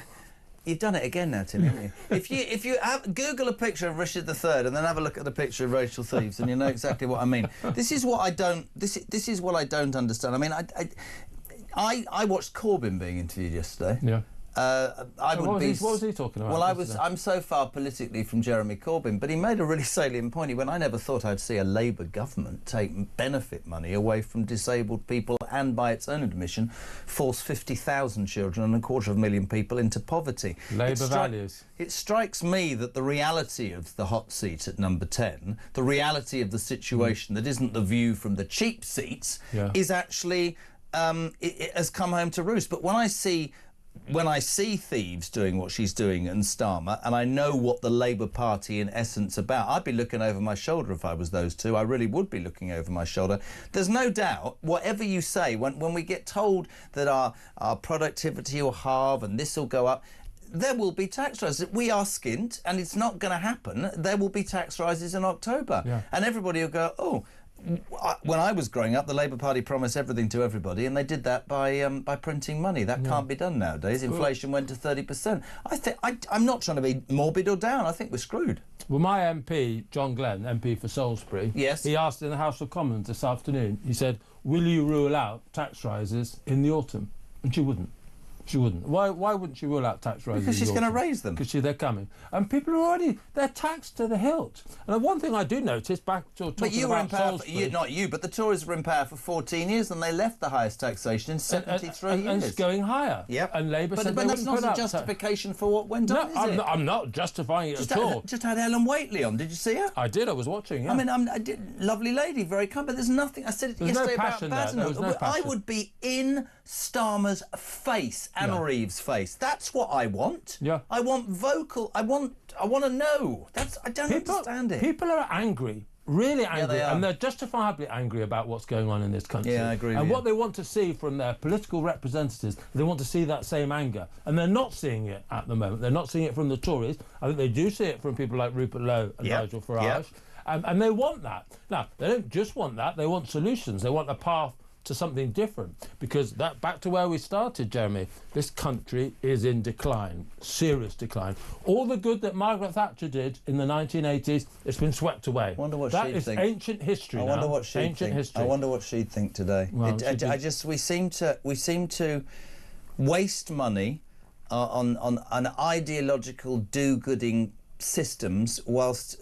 And I genuinely believe that the British people, I agree with you that they're angry. I'm not sitting here any day and saying, oh, they're going to rise up. But I think main political parties are going to get the shock of their lives. No. I genuinely do. And whether it's reform... Local elections are very soon. We'll be able to test that. Yeah, and whether it's reform in 4 years or somebody else, I feel like it's changed. And I think, that somebody said earlier, the Labour Party... Their idea of helping workers is to have a workers' rights bill, not to actually understand that it's the money in their pocket, their rent, their mortgage, the cost of food. Talking of which, massively important, not going to talk about the spring statement all day, thought, how am I going to do this differently? All right, Timmy, you were on the market there, weren't you? Miliband's net zero madness risks killing off the fish and chip industry. The National Federation of Fish Fryers, you try saying that, said the energy sector's green madness could further undermine the industry and force restaurants and takeaways to shut up shop. It comes as Millipede's department was unable to provide an estimate of how much the electrification of heating, he's an idiot, and cooking appliances could cost. So we just threw it out there. How much is we've had... Whitby, fish and chips for 3 people, 71 quid. Jez, our local chip shop. I can beat that. Well, hold a minute. Huntley and Aberdeenshire, Jeff, 15 for a jumbo haddock and chips. Jumbo haddock? Oh, jumbo sausage. Hold on a second. We've got some voice notes. Don't go anywhere. Kenneth in Surrey, fish and chips, go. Fish and chips in Ascot, about half a mile from where you used to live, will cost you £12.60. Great show. Keep up the good work. That's why I moved, because you were living there. Graham's in Birmingham, go. I went into my local fish and chip shop and I said, fish and chips twice, please. He said, all right, calm down. I heard you the first time. Wow, we're scraping the barrel at 5:15. You can send us a voice note. I thought that was funny. It was funny to me. WhatsApp 0344 499 1000. What's the cost of fish and chips where you live? Brian in North Shields, £9.50. Claire in Buckley in North Wales. I don't know why I've done that accent. £17.25 for chips, mushy peas and gravy. So, Tim Montgomery, a posh man. Yeah. You think I'm a posh man, do you, hemorrhoids? Wow. If you're just tuning in, that's because my nickname was Kyle Pyle Hemorrhoids at school. Timmy and Hemorrhoids on your radio. Where would you... Are you a chippy tea? I had fish and chips last night. It was a really... Did you notice what came out there last night? He's northern, didn't you? Well, I'm a forces child, so I'm a bit of a mongrel with all my accents, really. Nice. Traveled around the country. What did you have? So I'm staying at the Travelodge in Waterloo at the moment. There's a very good chippy next door, if anyone wants to ever go there, near Waterloo Station. Went there with a friend. We had 2 cod and chips, 1 portion of mushy peas that we shared. Yes. £45 with 2 glasses of red wine. £45? £5? Yeah. It's the wine. It's the wine. The wine was £4.50 a glass. So that's 35 quid, 17 and a half quid. Do you remember the Peter £17.50. Kay sketch? Do you have out moist? You have mushy peas. You've got to have curry sauce. You've got to have something. Oh no, mushy peas. I got to have. Yeah, I like all my food really moist. Loads of gravy. I basically like soup. It's my favourite word. It's my favourite word in the English language. Absolutely love the word moist. Jodie is about to fall off the chair. You can get listen. So the world. It seems. I just wanted to finish as I started. We're talking spring statement. We've made it about fish and chips because that is the reality for many people, and for many people listening to this. They're not interested in budget of responsibility offices giving. They want to know what it means to their lives. What do you say to those people? Because, we mess around and see anywhere we can get through it sometimes. But a lot of people will listen and watch this and think, where are we going? How did we get to a country that seemingly was doing well to one that is, frankly, on its backside? I would come back again and again and again to the issue of immigration. Because once the governments of this country basically started letting people in and treating them as if they had as many rights, sometimes it seems more rights than the people already here, that communicated to the British people that they were second-class citizens in their own country. And I'm afraid that's what we have at the moment. We have governments in this country who don't look after the fundamental interests of the British citizens. They have this idea of international law, of rights of the immigrant, of rights of people who don't live here. They put them first. And from that, so much has flowed that has not been good. And I agree with that. And in the past, Tim, if you sort of put that in words, people would say it's almost racist the way they. This country was always the leader. We were always the person that did the right thing. Yeah. But there has to be, surely, a moment of clarity to all politicians, which is, I'm really sorry, we are in a position and. We can't let other people come in and give them something for nothing when that is to the detriment of our own people. Yeah. We absolutely need to weed out the people in this country who are taking advantage of systems, be it on benefits, be it in whatever ways. We have to get this country to work. We have to encourage business. We don't have to send anybody who's a successful entrepreneur out of this country by taxing them into... And we're losing tens of thousands of them at the moment. Tens of thousands of job creators are leaving this country. Job creators, which creates growth. Yeah. So, chippy tea tonight, then what are you having tonight? I don't know what I'm having tonight. It won't be £17.50. I may have something like a sandwich tonight. Did you... Oh! I did have steak and chips at lunchtime, so I can't really complain. Just get out. I haven't had it. Steak and chips. Did you have red wine? Did you have red wine? I didn't have red wine today, but I did have a pint before I came on this programme. Yes, while I was sounds waiting. like it to me. I'm joking. There we go. The legend that is Tim Montgomery, former number 10 advisor, defected to Reform, speaking very honestly there and saying that I am with you. I remember 10 years ago, if you'd mentioned immigration, people would have labelled you everything. I think the British people have got to a point where it's interesting because I think they have a low regard for politicians, but somehow, I don't know what you think about this just finally, I think they're more switched on, the British people, recently. Yeah. Would you agree with that? I agree with that. And you invested, if you like. And you were quoting, Donald Trump saying how much you admire his domestic policy. There's a lot I don't like about him, but he does what he says. Yeah. What I would do now is to say no more immigration until we've sorted out the mess that we currently have. Nothing else. I said it earlier. I could win the election tomorrow. I would base it on two things. Yeah. Well, three things. I would absolutely, close the borders and turn the boats back. I would cancel net zero. Yeah. And I would arm this country. And I would get the slackers who are sitting on their backsides. I would get them to give us something back in return for the money they're giving. When are we going to launch the fifth thing is I would sack about 80% of the civil service. When are we going to launch our joint party, Jeremy? Oh, it's joint, is it? Well, who's going to be the leader? Timmy and Hemorrhoid party? Who's going to lead it, me or you? That's the first squabble, isn't it? I think I should be the leader because I'm more Timmy, aren't I? I think you shouldn't lead it because you obviously have a drink problem. There we go. I'm only joking. Tim Montgomery, always a pleasure, never a show. You're a legend. Thank you very much indeed. 0344 499 1000 to talk drive back in 3.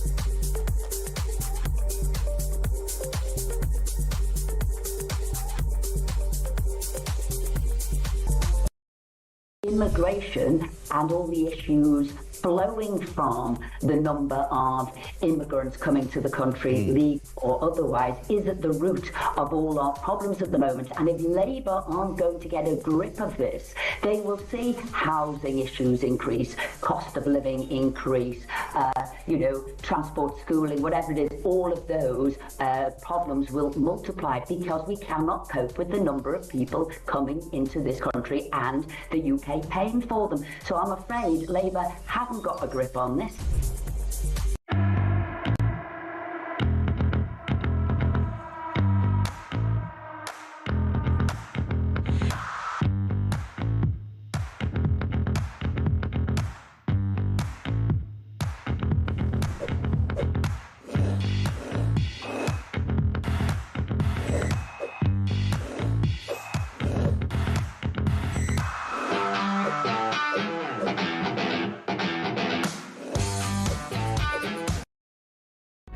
Across the UK, on DAB+, on your smart speaker, on your smart TV, and on your side.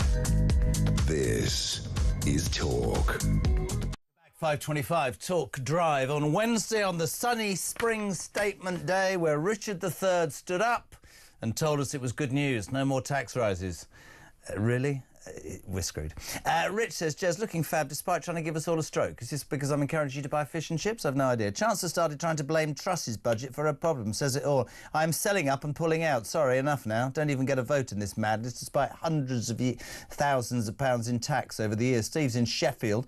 I don't have an economics degree, but I'm sure I could turn all this financial mess around by 1, getting rid of Mad Ed, stopping the net zero madness, dropping the ECHR and deporting all illegal migrants, and then starting to drill, baby, drill. Couldn't agree more. Bill Groombridge, Jez, how about checking the price of a pint of bitter? I can't believe the prices in the north of England, where we're apparently approaching the £5 pint nationally. In the south, this went a long time ago. You're right, it's about £8 in London, isn't it? 9 quid. Sue is in Scotland. Father's in Scotland. Did you like that impression? Hey, I can't believe your ignorance, Carl, over the price of fish and chips. Have you bought a fillet of fresh fish lately? No, I haven't. The fish has to be caught and filleted. The spuds needed digging, peeling and chipping. Have you seen the price of cooking oil lately, let alone the cost of gas, electricity to heat the fryers? Add to this the cost of cleaning the fryers, the disposal of old oil, staff wages and employers' national insurance, then insuring a bloody fish and chip shop. Amazing they can do it so cheap when you think of it. I'm not a fish and chip shop owner, but I have a common sense and insight. Thank you very much indeed. Can I just point out, by the way, that my wonderful son Oliver is in the car with his beautiful sister Iris, and they are listening. Ollie Bolly! Rissiro, hello. Betty, just been quoted 17... What's this got to do with the price of fish? Do you see what I did there? Just been quoted 17 grand to have my walls insulated in my 1930s house. It would take 12 years to break even. Then add 35 grand for a solar and heat pump. It's all a scam. Just burn more gas, coal or logs. It is ludicrous. Darren simply puts it like this. R.I.P. England. Christ, that's impressive. Kevin's in Lichfield. That's the sort of posh part of Birmingham, if there is one. Credit to my new fish and chip shop. £7 for large fish and chips and peas or curry sauce. Bargain. Shout out to Bolly Place in Lichfield. Good for you.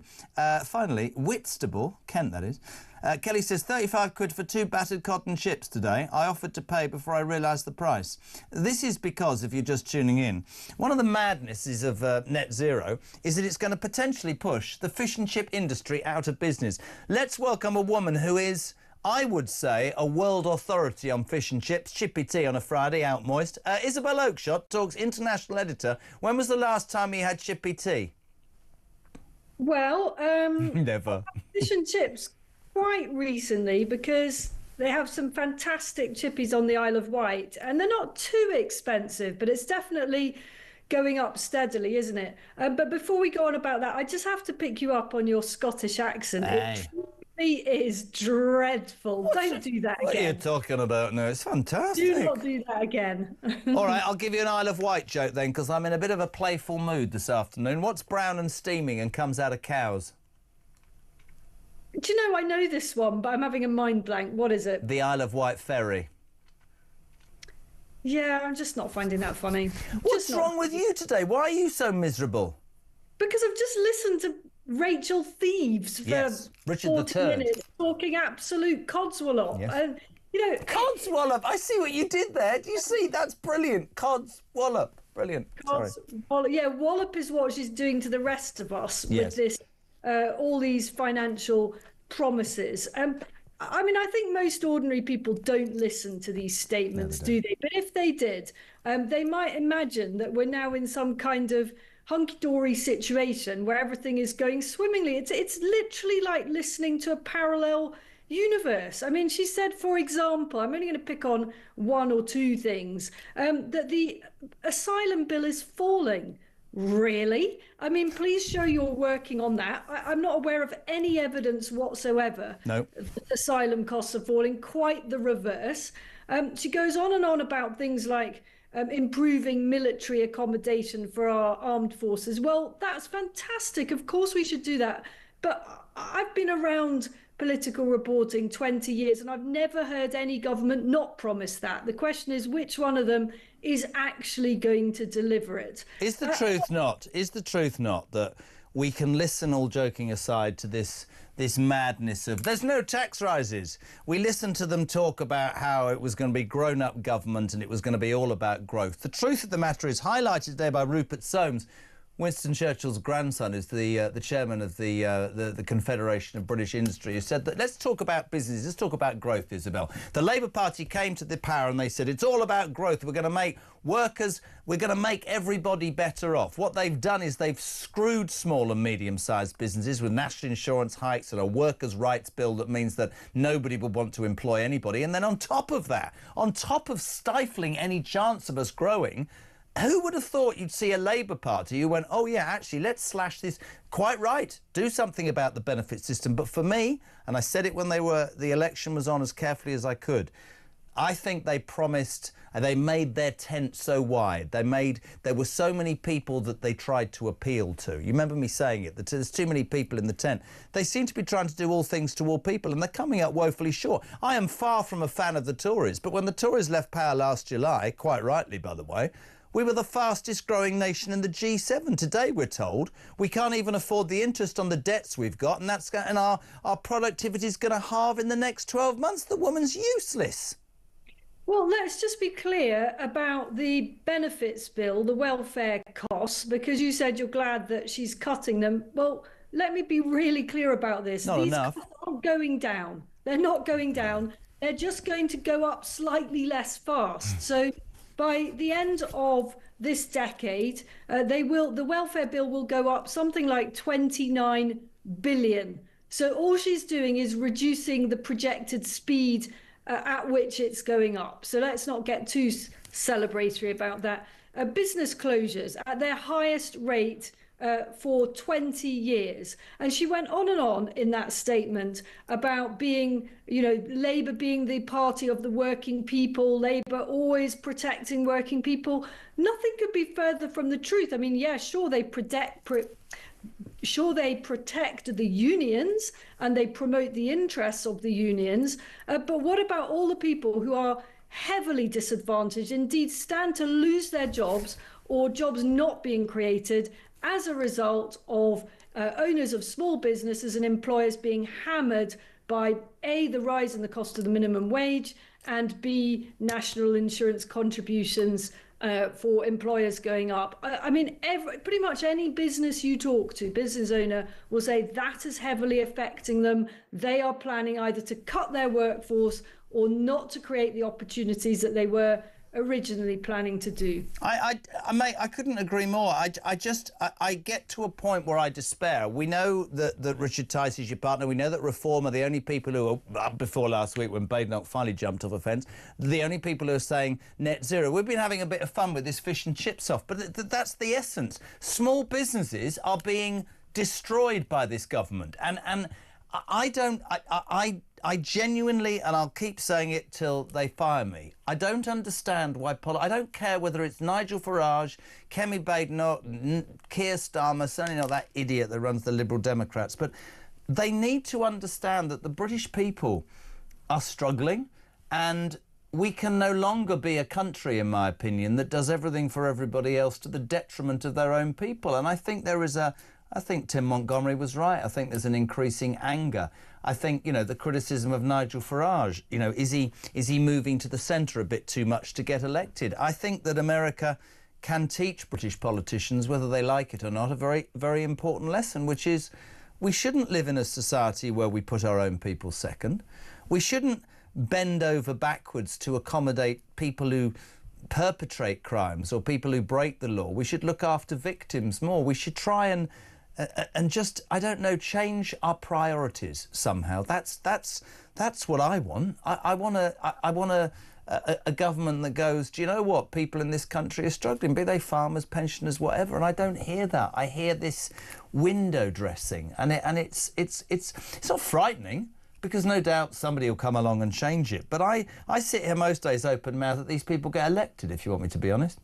I actually think it is frightening. I'm really terrified by what has happened to our country and how quickly it has descended. And what I think people find really objectionable is being gaslit in this way.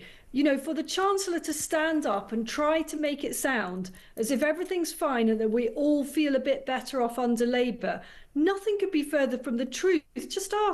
Just do a little survey of ordinary people, our own listeners who ring in. How many people feel better off under this government? Almost What nobody. a great question. Let's throw it out there. Text us 87222. Start your message with the word talk. Isabel Oakeshott, who's not going anywhere. I'm using her after the break. She doesn't know yet, but there you go. How many of you do you feel, are you better off under this Labour government? Let's forget the Tories blaming the pandemic and everything else.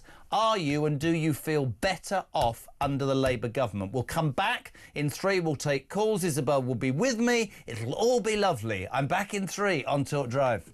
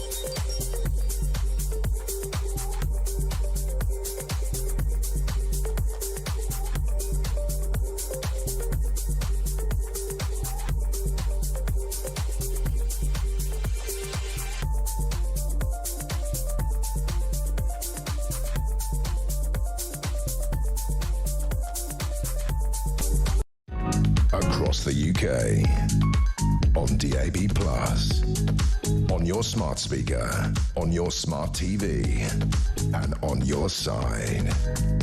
This is Talk. Don't forget, Mike Grave is here from 6 o'clock ahead of Julia with the best breakfast show in the land. He'll be here and Julia from 10 o'clock. What is it? 22 minutes to 6 o'clock. We're live across the UK. Isabel Oakeshott is with me on Talk. Some breaking news about Nigel Farage. This is a story that dominated when it happened. He settled, we've just heard, his debanking dispute with the NatWest Group nearly 2 years after the closure of his accounts, which sparked a chain of events that culminated in the resignation of the then chief executive Alison Rose. Farage and NatWest Coots have agreed to resolve their row, with the bank thought to have agreed to pay him an unspecified sum in damages. Your reaction to that, Isabel? That's just in. Well, that whole episode was a complete disaster for NatWest, and they tried to damage his reputation in the actions they took, debanking him. They took on completely the wrong person, didn't they? And you know, I hope that other banks take note of what's happened here and stop disadvantaging people who are involved in frontline politics. I mean, this is still going on. It's really quite difficult to get a bank account if you are in frontline politics. Really? You become Really? Yes, you become classified as something defined as a politically exposed person. I mean, this whole thing is a complete nonsense because in our country, those in frontline politics are probably the least likely to be up to no good because our ever healthy media, people like you and me, Jeremy, are always scrutinising our When politics. you say politically exposed, I must have missed out. When this story happened, I thought that this was members of the then Coots/NatWest group not liking Nigel's politics. No, it is a problem for people across the political spectrum. I mean, I think it's particularly difficult if you're on the right and if you're associated with Reform. I mean, Reform over the years has had great difficulties in securing the type of banking that it wants, simply because it's a political party that's centre right. But individuals, I mean, I myself have had issues with banking because I'm associated with the deputy leader of the Reform Party. And I think it probably goes for so many people, whether it's houses of MPs or MPs, this isn't just a Reform story, it's just across the board. Well, this is a breaking news story. We'll talk to phone if you have an opinion. Nigel Farage has today settled his debanking dispute with the NatWest Group. It's nearly 2 years since this sort of crisis culminated in the resignation of the lender's then chief executive, Alison Rose.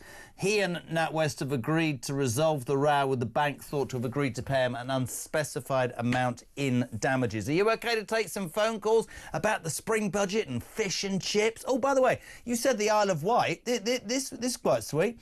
It's not sweet. Pam Travis, you need to come to Tony's in Ryde on the Isle of Wight. I don't know that. I think I've already heard very good things about that, and I will make sure. It's only down the road from my place. 4 large cod and large chips, 36 quid. That's not bad, £8.50, is it? Sounds like a plan. I've got to read this from Ash. Fish and chips with mushy peas, curry-fried in beef dripping, Willow Chippy in Newcastle city centre, £7.50. Very interesting. To the phone lines. North Yorkshire, Elizabeth, you're through to Jeremy Kyle and Isabel Oakeshott on Talk Drive. What you got? Hi, lovely to talk to you. I love the way that you refer to Rachel from Accounts as Richard III. My thoughts entire exactly. But continuing with the comedy theme, you might be old enough to remember this. Put a fez on her head, watch her bumbling around, have a strap line, sort the economy just like that. It's a parody of Tommy Cooper. But the thing is, Tommy Cooper's got more credibility as an economist than she ever will. What do you make of Isabel's question that I thought was excellent? Do you feel better or worse off under Labour? Much worse. Everything's worse. Petrol going to work, my food bill, my electricity bill has something like trebled because I've got a bloody stupid electric heat pump. Sorry to admit to that. Take it Worst out. thing I ever did. Yeah, exactly. And everything. Except my council tax is ridiculously expensive now. North Yorkshire, it's off the scale. Isabel, that's interesting. I mean, actually, sorry, just very quickly ask you this, Elizabeth, before I bring Isabel in. What do you make of the madness of net zero, sweetheart?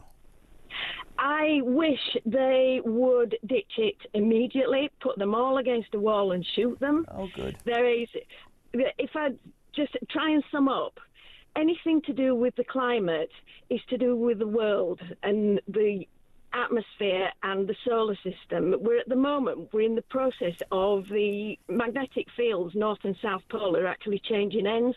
And at that point, it becomes very weak. The Earth's magnetic field becomes very weak and more susceptible to heating up.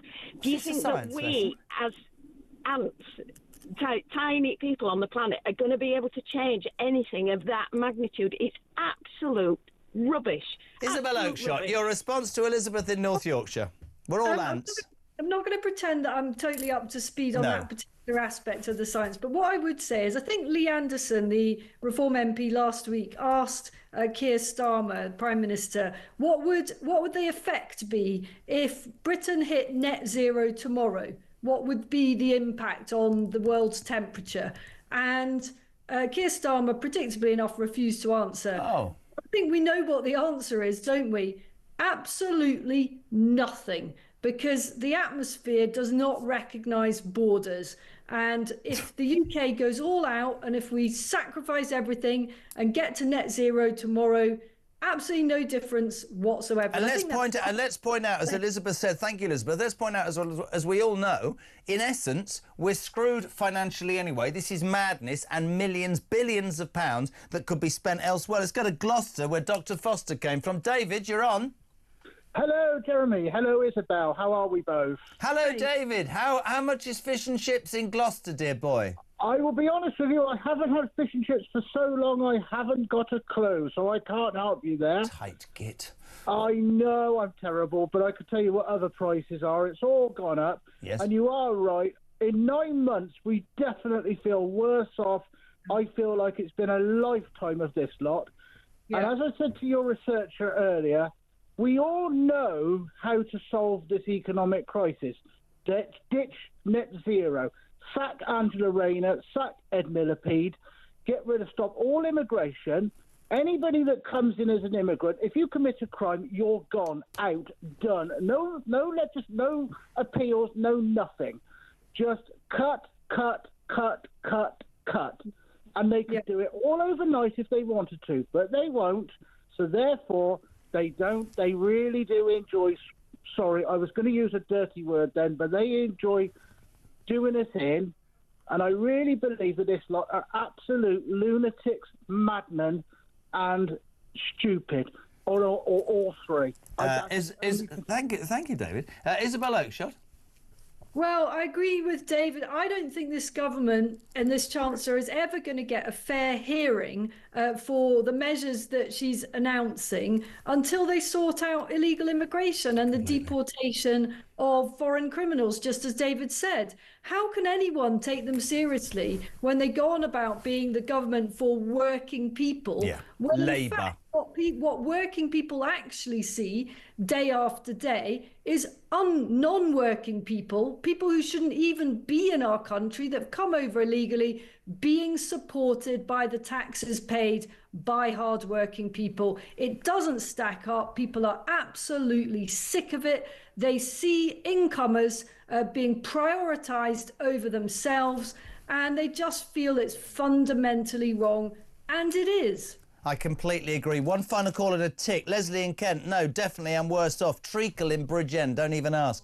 Are we better off under Labour? No, and bloody no. Paul in Dorset. I don't feel better off. However, I can see through the front put on by this Chancellor. Kev in Ripley. Jez, after today's show, all I can say is JK for PM, really? I'm a 69-year-old pensioner and I'm worse off. Thanks for that. Danny's in Slisdon in West Yorkshire. £500 better off. That's wiped out in a couple of months' energy bills. They're so out of touch, it's unreal. There'll be nothing left to say by the time Nigel Farage gets in 4 years. The most frightening thing is we have these ideological idiots for the next 4 years. Finally, Keith in Durham on the state-old pension, so we'll be getting a rise of £360 next month. My energy is going up by 111, my council tax by 100, my water rates by 100. I also lost my 200 winter fuel allowance, so in essence, I'm 200 quid worse off thanks to this despicable government I've worked all my life. That's Keith in Durham. That's the reality, Isabel. One final call in Essex. Debbie, you're on Talk Drive. Jez and Isabel are here. What you got? Oh, hi, Jez. My first time with you. I'm so excited. Oh, you're very kind. And Isabel Oakeshott is here, keeping me in check. Well, I was just listening earlier about your fish and chip saga. Yes. So I work in a private hospital in Essex. And on a Friday, we get fresh fish and chips with mushy peas, and I have a fresh peas and fresh tartar sauce. Tartar sauce. For the price of £3.30. You see, you overprivileged private medical people. £3.30. But if you as a patient and your visitor wanted to have exactly the same meal, it would cost you £11.50. Can't work out where that money's coming from, Isabel Oakeshott. We love you. Debbie, thank you so much indeed. Do you like the common sense of talk? I love the talk radio. I literally live and die for you every day. And can I also just say, regarding TV licence, if it's okay. Yes. I, last week, with all of what's been going on, actually cancelled my TV licence. Oh, that's upset me. I am just now waiting to see what the consequences are. Well, I can't condone that, but don't get rid of your television, because I've got a show coming out on Tuesday night on ITV at 9 o'clock. More details to come. Debbie, thank you very much indeed. Isabel, just very, very, very quickly, 30 seconds. Oh, Isabel's gone. You didn't tell me. She's gone. Is she? Oh, right. There you go. Thanks very much indeed. Good. Right, so we're here. We've got sport next, where I'm going to tell Sam Ellard the best joke ever. I tried it on the team, and Amy, who smiles, went like that. Didn't understand it. Talk Drive.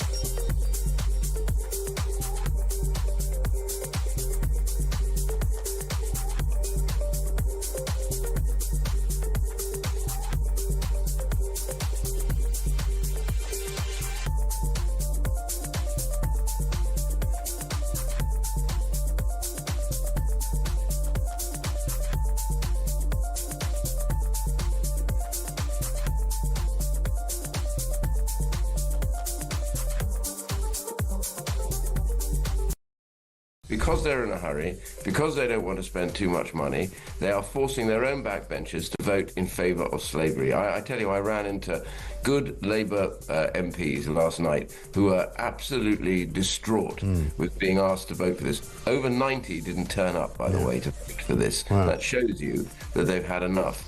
And I really think that is the biggest lesson of all. The Labour government is in a mess over this, and they need now to stop and say, right, OK, we're not going to do any more until we have sorted this out.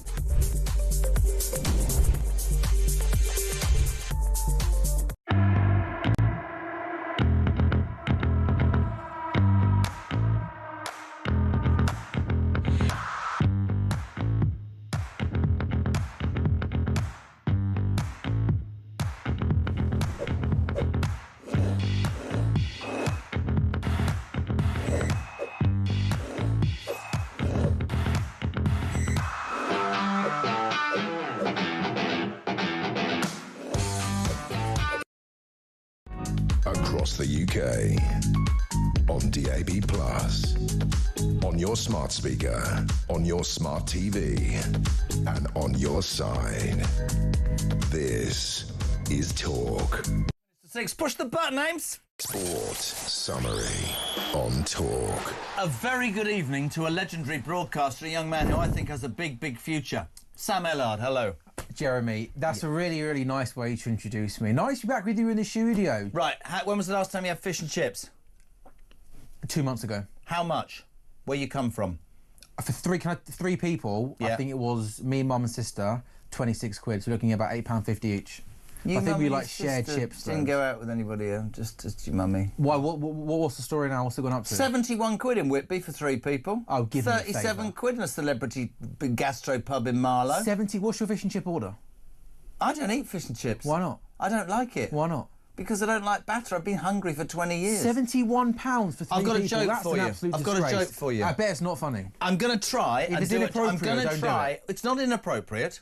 What member of the England World Cup winning football team at the time we were winning the World Cup know. had a sister who had a #1 hit single at that time? Don't know. Tell me. Jimmy Greaves. Right. His sister, Frida Greaves. Okay, I'm not doing these. I'm not doing these mate, jokes. Ryan, look at Ryan's face. Ryan, do you not think it's funny, Ryan? Nobody Frida gets Greaves. it. Jodie laughed. No, she didn't laugh. Jodie, did you laugh? I don't even get it. 3 Degrees, Frida Greaves. What do you mean 3? What's 3? What's the? You've never heard of 3 Degrees? No. Oh, is that a band? Yes. Oh, Ryan, was that funny? He doesn't even get it. What? These dad jokes have got to stop. These dad jokes. You're showing your age here with that. Jimmy Greaves' sister, Frida no, Greaves. now you explain. think it's The brilliant. thing is, the people here and in that gallery are all half your age. We don't know who that is, that band. So we don't get the joke about Jimmy Greaves' sister. Right.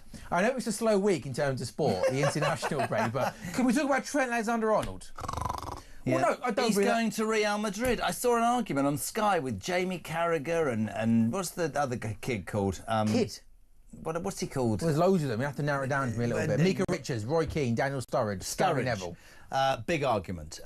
Why shouldn't he? Well, yeah, go and enjoy yourself, Trent. So, 2 things here. Yes. It's important to lay the blame at the feet of the people who run the footballing department at Liverpool Football Club. The fact that you've got Trent, Salah and Van Dijk, your 3 best players, all going into the season with 1 year left in their contract is an absolute shambles, a disgrace. And I agree with you, and I'm saying this as a Liverpool fan. He's been at the club since he was a kid. Yep. Played over 300 times to the club. He's won every single trophy. Real Madrid come knocking. If he went off to Saudi for the money, pathetic. Jordan Henderson. Another English club, unforgivable. Jordan Henderson. But when Real Madrid come knocking, Yes. what? You know, we just go off each other really, really well. Right. When Real Madrid come knocking, yes, I understand. Don't come knocking when the caravan's rocking. No, I'm not doing this today. Another Seriously. Another dad joke. What is the point, Ryan, in doing this sports don't update if get- I've got to do this, you know? Don't get stroppy. I'm trying to have a mature conversation with All you right, have a about mature Trent conversation. Alexander-Arnold. The point I'm making is, yes, when you've won everything at a boyhood club, and Real Madrid come... Why are you laughing? Because Ryan just said in my ear, I'm going to dump any more jokes you make. Honestly, I I've think you'll lost find interest it's called today, Jeremy honestly. My skin fare looks really good, doesn't it? No, on a serious note, are you gutted he's going? Yeah, I heard, because he's one of our best players. Yes. He's a local player. What a fullback definitely. Yeah, I absolutely agree with you on that. He's one of our best, but he's a local kid as well. He's going for £0, by the way. We're getting nothing for him. But do I hate him for it? Am I angry at him as a player for wanting to play for one of probably the biggest football club in the world? Do I hate him for that? No, I don't hate him for that. It's very interesting, if you are a Liverpool fan, to think that you are on the verge of, walking the Premier League. Genuinely. You obviously got battered in the FA Cup by Plymouth. You got battered in the Carabao Cup. You were knocked out of the Champions League. Some weeks ago and then 3 of your very best players could leave. Van Dijk as well and Mo. Sorry, what did you say? Jodie's just said you're on the verge of Van Dijk going. No, but this is the worry as well. You're on the verge of Van Dijk going.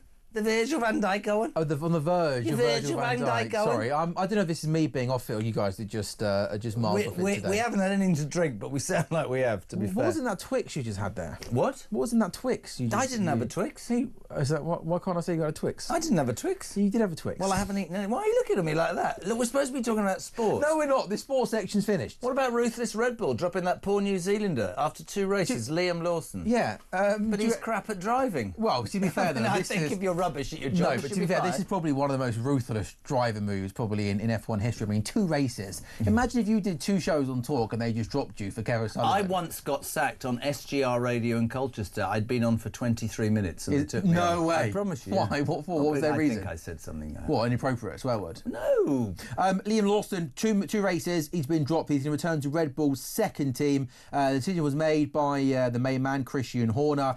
He qualified 18th for the opening race this season in Australia. Australia Only 17 before crashing out with a race in the rain. And then China last weekend, he qualified last, so both the sprint and the Grand Prix, and finished 14th and 12th. So yeah, you're probably right, he's rubbish. No wonder he got sacked. And he's from New Zealand. Also, can we just, on a genuine note, sad news. Former England under-21s and Watford manager Adi Boothroyd says he has Parkinson's disease. He says he's spoken out to help people. It's a terrible, terrible disease, and we wish him the best. There's many people who suffer.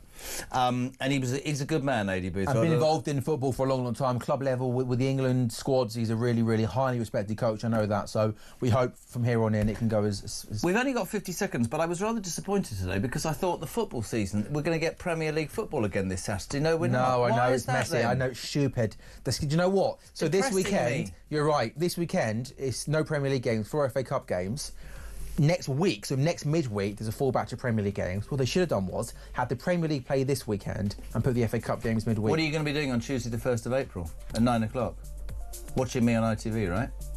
You won't be watching the football, will you? I'm hosting a show that night, so I'm up against you in the ratings. Well, you're going to lose. No, I won't. No, you won't. Of course you won't. Ridiculous. What is this show? Is it? Oh, hi, I'm Jeremy Kyle. I'm back on TV. Did you miss me? I mean, come on. Oh, yes. Honestly. News at 6 is next. You're fired.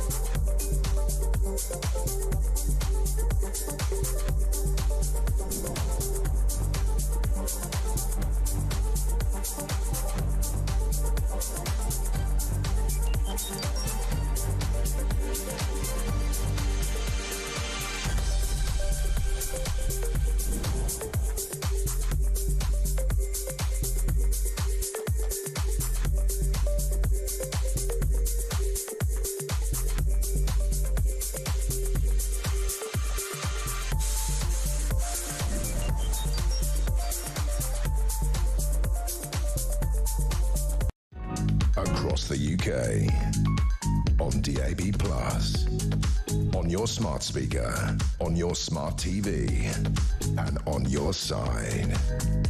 This is Talk.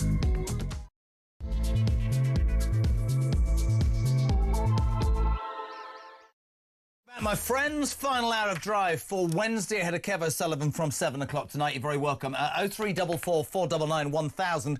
Text to 87222 if you want to be part of the debate. It has, of course, on this wonderfully sunny Wednesday, been the spring statement. Rachel Thieves, Rachel from accounts, Richard III, as I call her, has stood up and told us there'll be no more tax rises. She's attacking the welfare benefit system. The truth is, ladies and gentlemen, whatever you think, and And I'm not trying to scare anybody, I'm just trying to be honest. We're skint. We can't even afford the interest on the debts we've got. In 9 short months, this incompetent bunch of idiots have taken a country that was, yes, not listening to the Tories, and much was wrong with the Tories, but when they left office, we were the fastest growing economy in the G7. Today, we've had our what they think will happen in the next 12 months halved. We've got businesses closing and they talk about growth. We've got workers' rights going through the roof so that nobody wants to employ anybody. We've got migrants flowing into this country under the guise of it's unfair, your country will look after us, to the detriment of our own people. We've got creaking public services. Morality seems to have gone out the window. And how did the Labour Party dress it up? There's been no tax rises. I'll tell you something to do, absolutely no. There'll be bloody tax rises in October. So bored am I by the Spring Statement and that I concentrated today on the rather sad admission that Ed Millipede's mad net zero ridiculousness, for want of a better phrase, is going to destroy the fish and chip industry. So I just thought, let's ask people, how much is fish and chips? 71 quid in Whitby for 3 people. £37 for cod and chips in a celebrity pub in Marlow. Thank you to everybody who's taken part. What does this say? Never mind broken Britain. By the time Labour get out, we'll be bankrupt. Gloucester, fish and chips, says Marge, £8.90. Samantha Soper says, I visited Chippy up Southend last Friday. Up Southend. I couldn't believe it. A Savoy and chips was 45 quid. So I left with a pickled head and a napkin. 45 quid? Unbelievable. Here's a man whose words always resonate with you. I'm going to start slightly differently. The chief political writer of Spite, Brendan O'Neill. When was the last time you had fish and chips? I had fish and chips a few weeks ago, and it cost £12.99, which is not too bad by the sounds of it. Is that London? That's London, yeah, North London. £12.99. Apparently the fish and chip industry, my friend, will end up on its arse because of Ed Miller. I mean, absolutely. And one person was sent a message to today about how impossible. Let's just talk. Bearing in mind businesses, but let's just talk about this Spring Statement, because the one thing I sort of resolved to try and do was put it in layperson's terms. I know I mess around a bit, but because I think your average person is interested about how much money they've got in their pocket. They're not interested in budgetary, deficits and percentage rises. The truth is it not, Brendan O'Neill, that we can actually not even afford the interest on the debts we've got. This is a country who still allow millions of people to come in, and we won't process it because we either don't want to or we're not competent enough. Our public services are creaking, and people who have paid their taxes and their stamp, and I don't care who hates this, it's a fact for years, are finding that they can't get any value back for their money. I mean, we're in a really bad position, aren't we? Yeah, we're in dire straits economically. It's not looking good, and this government has been talking about growth constantly. They've been saying they'll slash the quangos and cut the red tape. By the way, they've not done either of those things. And they say they will grow the economy. But we now know from the Office for Budget Responsibility and just from our own common sense that that is not going to happen in any meaningful way. They're just tinkering around the edges while the economy more broadly goes down the toilet. The truth of the matter is that to get out of this problem, we need meaningful economic growth. But this government, the Labour Party, is constitutionally ill-equipped for economic growth. It is wedded still to the net zero religion. It is a bloated public sector party. It's the party that loves to spend, whatever it might say to the contrary. And that is not conducive to the kind of growth we need if we're going to get out of this mess. It's so true what you're saying. And I used this example earlier, so I make no apology for it. I mean, I watched Corbyn yesterday say that he never thought in his lifetime he would see a Labour Party that would cut benefits, not enough, by the way, the wrong direction, I believe, in some ways, and would admit in their own paper that 250,000 more people would lapse into poverty, including 50,000 children. Surely the basis of any successful business, country, whatever you want to say, is that you base it on creating jobs and growth and paying wages and people paying tax and all of that. But when they came in, they said growth, and they screwed small businesses, restaurants, hospitality, all those sorts of people are struggling. The fish and chip industry, because they can't afford all the extra costs that are put. Then you bung in the workers' rights bill, which basically says if you've got a headache or are suffering from anxiety, we'll give you 16 months off and send you the Maldives for work, working remotely and pay you. I mean, it's that mad, isn't it? All this money on net zero that is unachievable and barking mad and doesn't do anything but increase the level and cost of people's energy bills. And you look at it and you go, on a serious note, this is total incompetence. It can't be that we've got elected officials who are getting it so blatantly wrong, my friend. You know, I sometimes worry that people don't realise just how serious the problems in this country are. So let's, look at the fact that we have millions of people in this country on so-called incapacity benefit. Now, I completely agree. If someone genuinely can't work through disability or illness, or because they're very old and they spent their whole life working, society has a responsibility to look after those people. But a lot of the people on incapacity benefit are just people who are perfectly capable of working, and they've essentially been put out to pasture. Society has said, oh, you're incapable, you can't do anything, you're useless, so take a bit of money and then we'll get you off the unemployment list. And at the same time as we're doing that, we are bringing in millions of people to serve as cheap labour from overseas. I mean, that is the most messed up workforce situation any country could be in. I said before, and I don't know if I've said it to you, and if I have, I apologise. It's the beginning of being 60.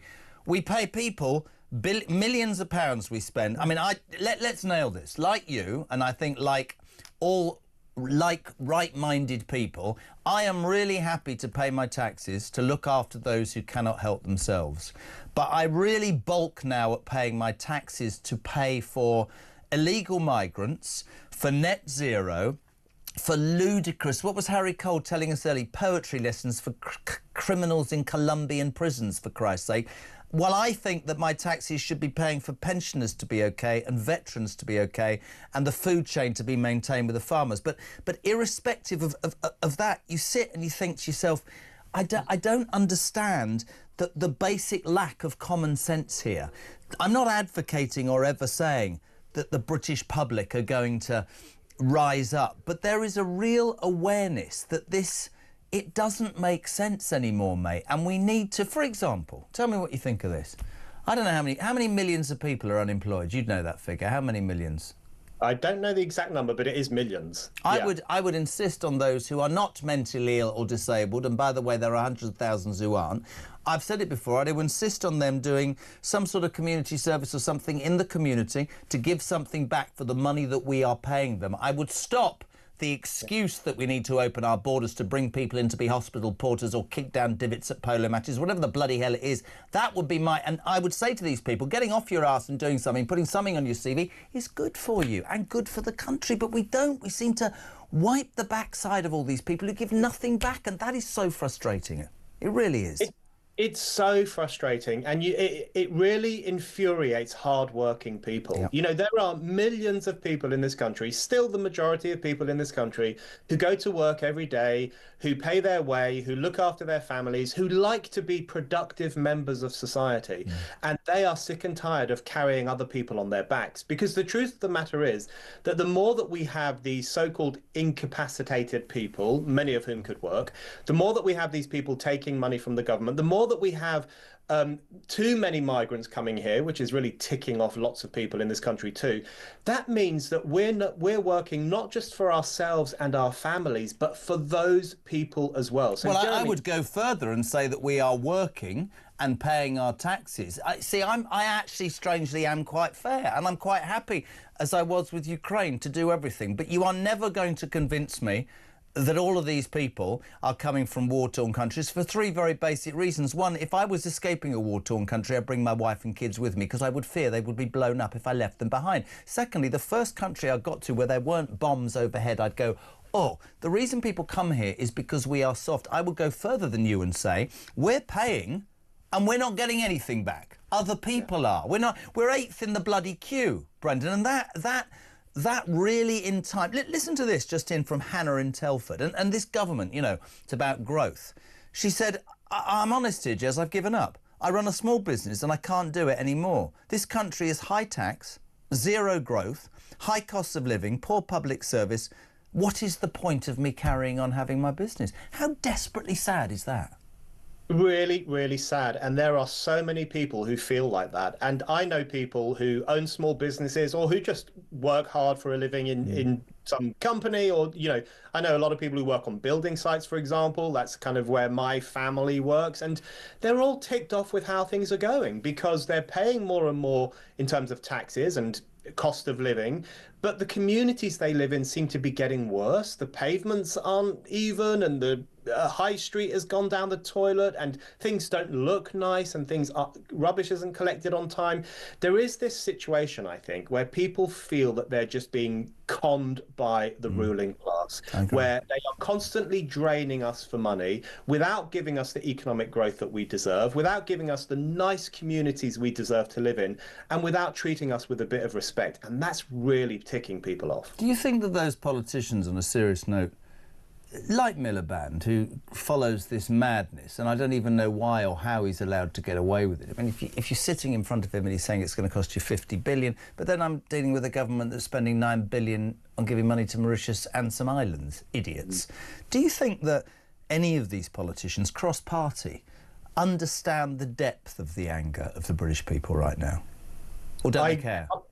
I can't see how they can, because if they did, they would be acting differently. If they knew how angry people are, and I think how close to boiling point people are, I think they would be taking different courses of action. They wouldn't be pursuing this psychotic net zero policy that is very unpopular, that will cost us billions, that will decommission our wonderful industries and get rid of all the whatever manufacturing we have left, will prevent us from digging up all the coal and gas that could be very, very useful, and might even put an end to fish and chips, which will really annoy people in this country.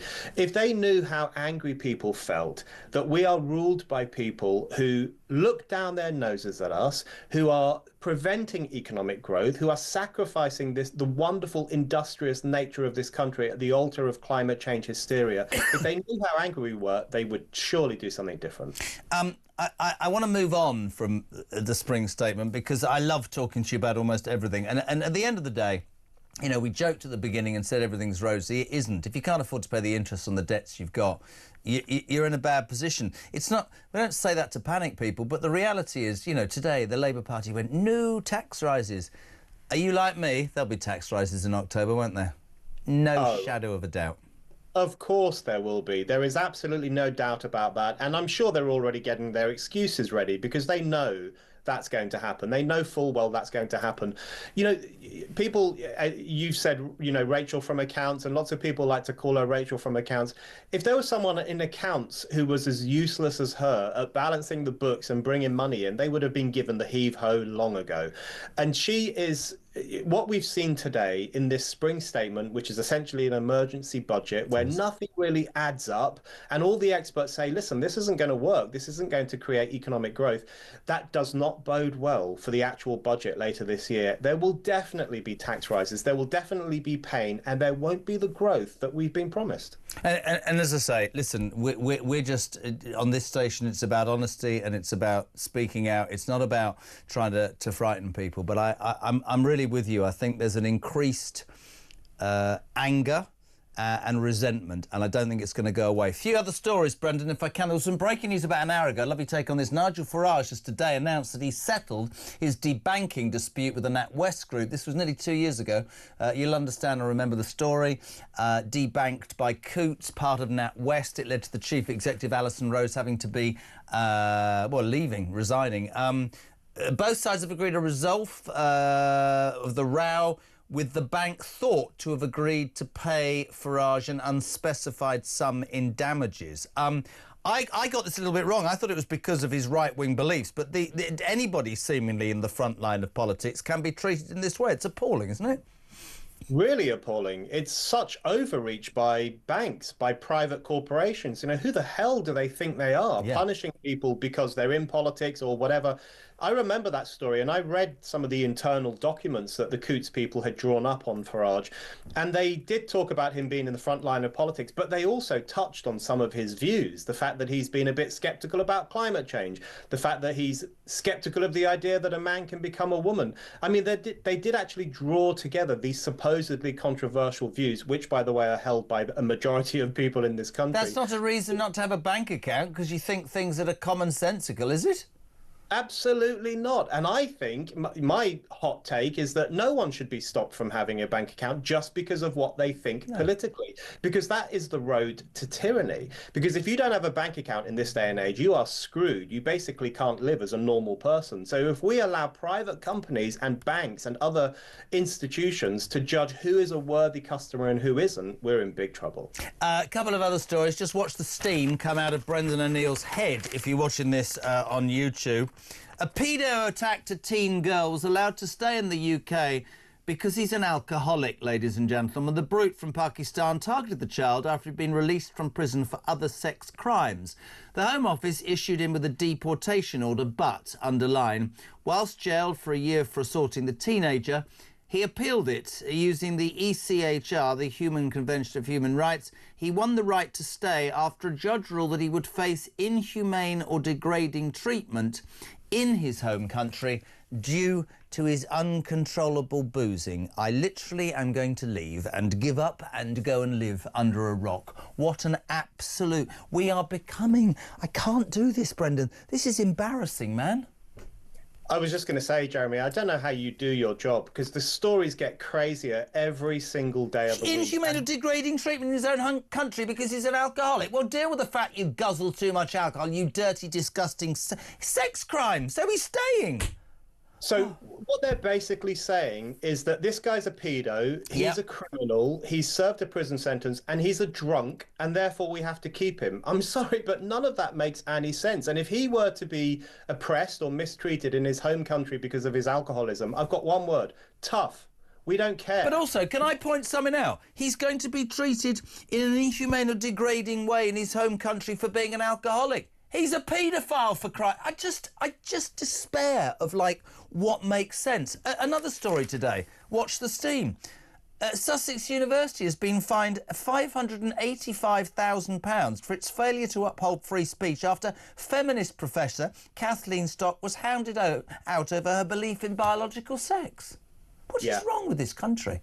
It's nuts. It's crazy. And, you know, what does Kathleen Stock say that is so controversial? She says that men are men and women are women. She says that a man, if you've got a penis, guess what? You can't be a woman. You can't be a lesbian. And if you say you are, then you're talking nonsense.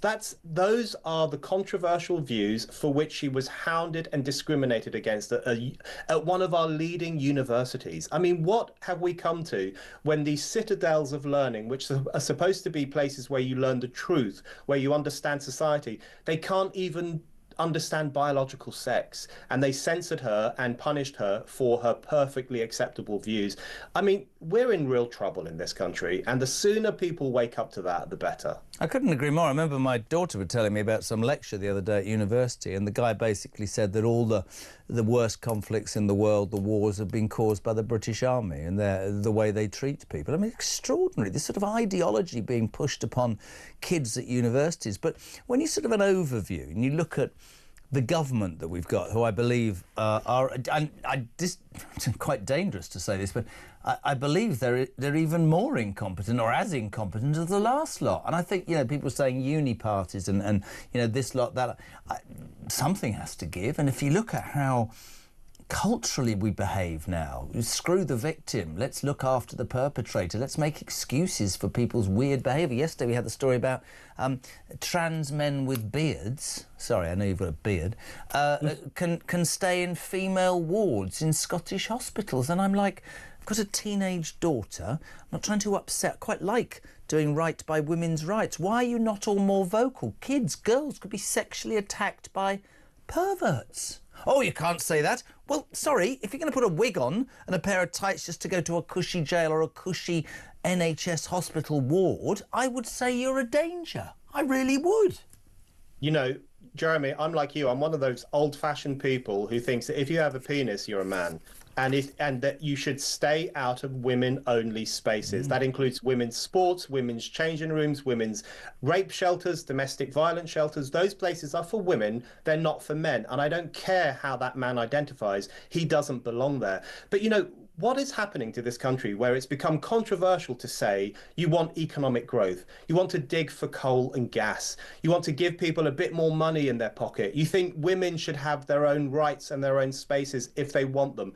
All of you think pedos shouldn't be allowed to stay here just because they're also alcoholics who might get in trouble if they go back home.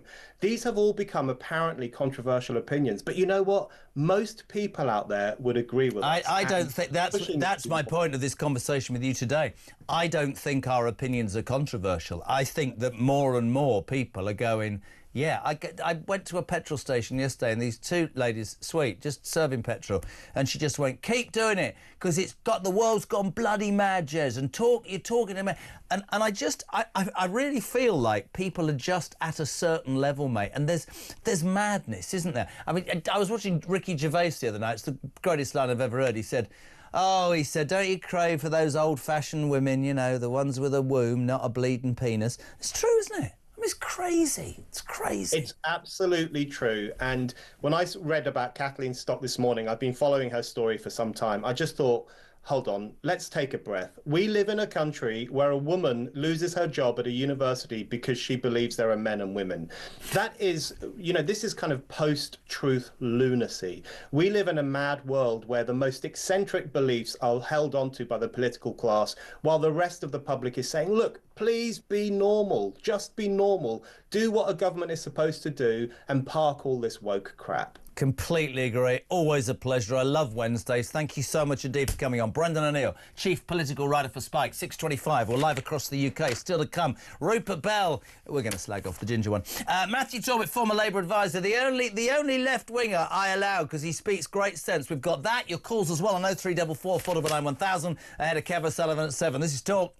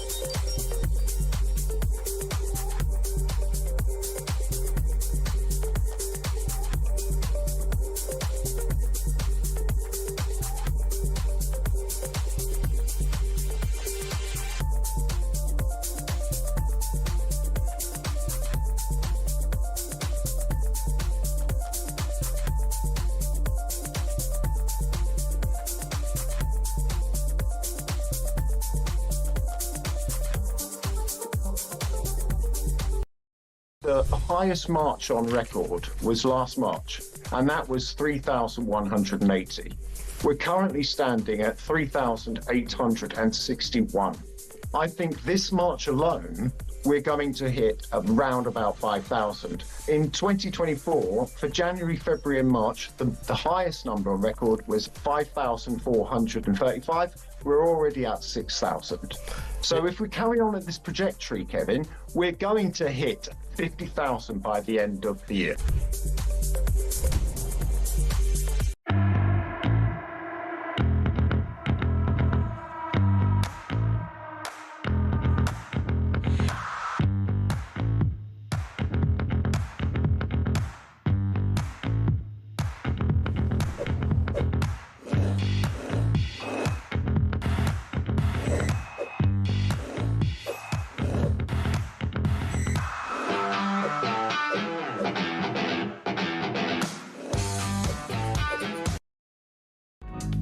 across the UK.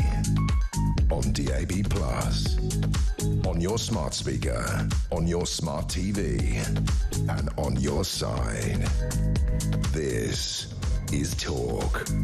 6:28, we're live across the UK. This is JK. Don't forget, Kev here from 7 with the political asylum, Petri from 10, and Mike Graham back with breakfast in the morning from 6 o'clock, live and exclusive across the UK. If you want to get your call in, Ryan's still taking them in his shacket, which looks like a dog blanket. It's sort of checked. He's got his shacket on. 03, it is cool style, yes. 03, you think it is. 0344 499 1000, text to 87222. There are very few left-wing people, not only allowed in this studio but this building, but this man honestly has a brain that says I can see both sides. Matthew Torbett, how are you? Hello, I'm good. Are you? I'm good, my friend. On the day, on a lovely spring/summer day, Rachel Thieves, Richard III, stood up and you know, I was under the misapprehension that I'd be able to fill my car with diesel, book a holiday, buy 2 houses, count my money, and everything was fine because there were no tax rises. The truth is, my friend, in reality, and maybe the reality is for the Labour Party, you spent a long time promising everybody everything. We can't even afford the interest on the debts we've got. We seem to spend money on things and not on, I think, on things including people who don't pay in. We're crazily following this mad net zero, I nearly said the wrong word again, that'll cost billions of pounds to the detriment of pensioners and veterans and farmers. And if you don't want to, but just say what you just said about your old man, because that, for me, if you're happy to, sums up entirely what I'm trying to say. It almost goes across the political divide. No, yeah, there's been a lot of interest in my dad's text this week because I sort of shared it with the online world. And because I thought, what do you say? So my dad texted me the other night. He's not someone that really votes. He's not politically engaged. He's voted a few times, but he's not, you know, he doesn't understand the intricacies of it all and just sort of plods on. And he texted me to say, I've just been reflecting. He was at work, cleans at a school in Stockport, and he said, I've just been reflecting. He said the Conservatives were utterly hopeless. He says, and now Labour are hopeless.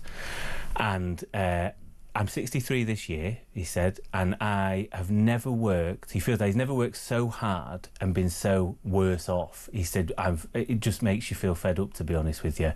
And I've been inundated with messages, first of all, of love and support from my dad, which is really nice. He was made up last night when I was telling him. He couldn't quite get his head round it all. But from people that feel exactly the same. And you know what, Jez, I've said it myself in the last week.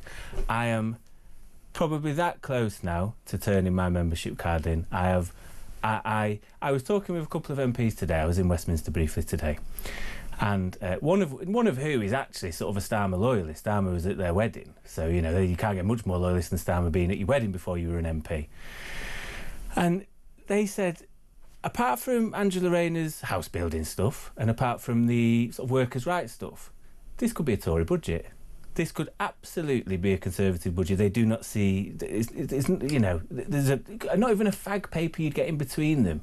And because I get to the point of going, what am I part of? What have I joined? You know, this isn't the Labour Party I joined. It's not the Labour Party people expect to represent them. It's really interesting, actually. I'm fascinated when you talk like that, because there are so few people that are that honest on the left. Let me give you my side of that.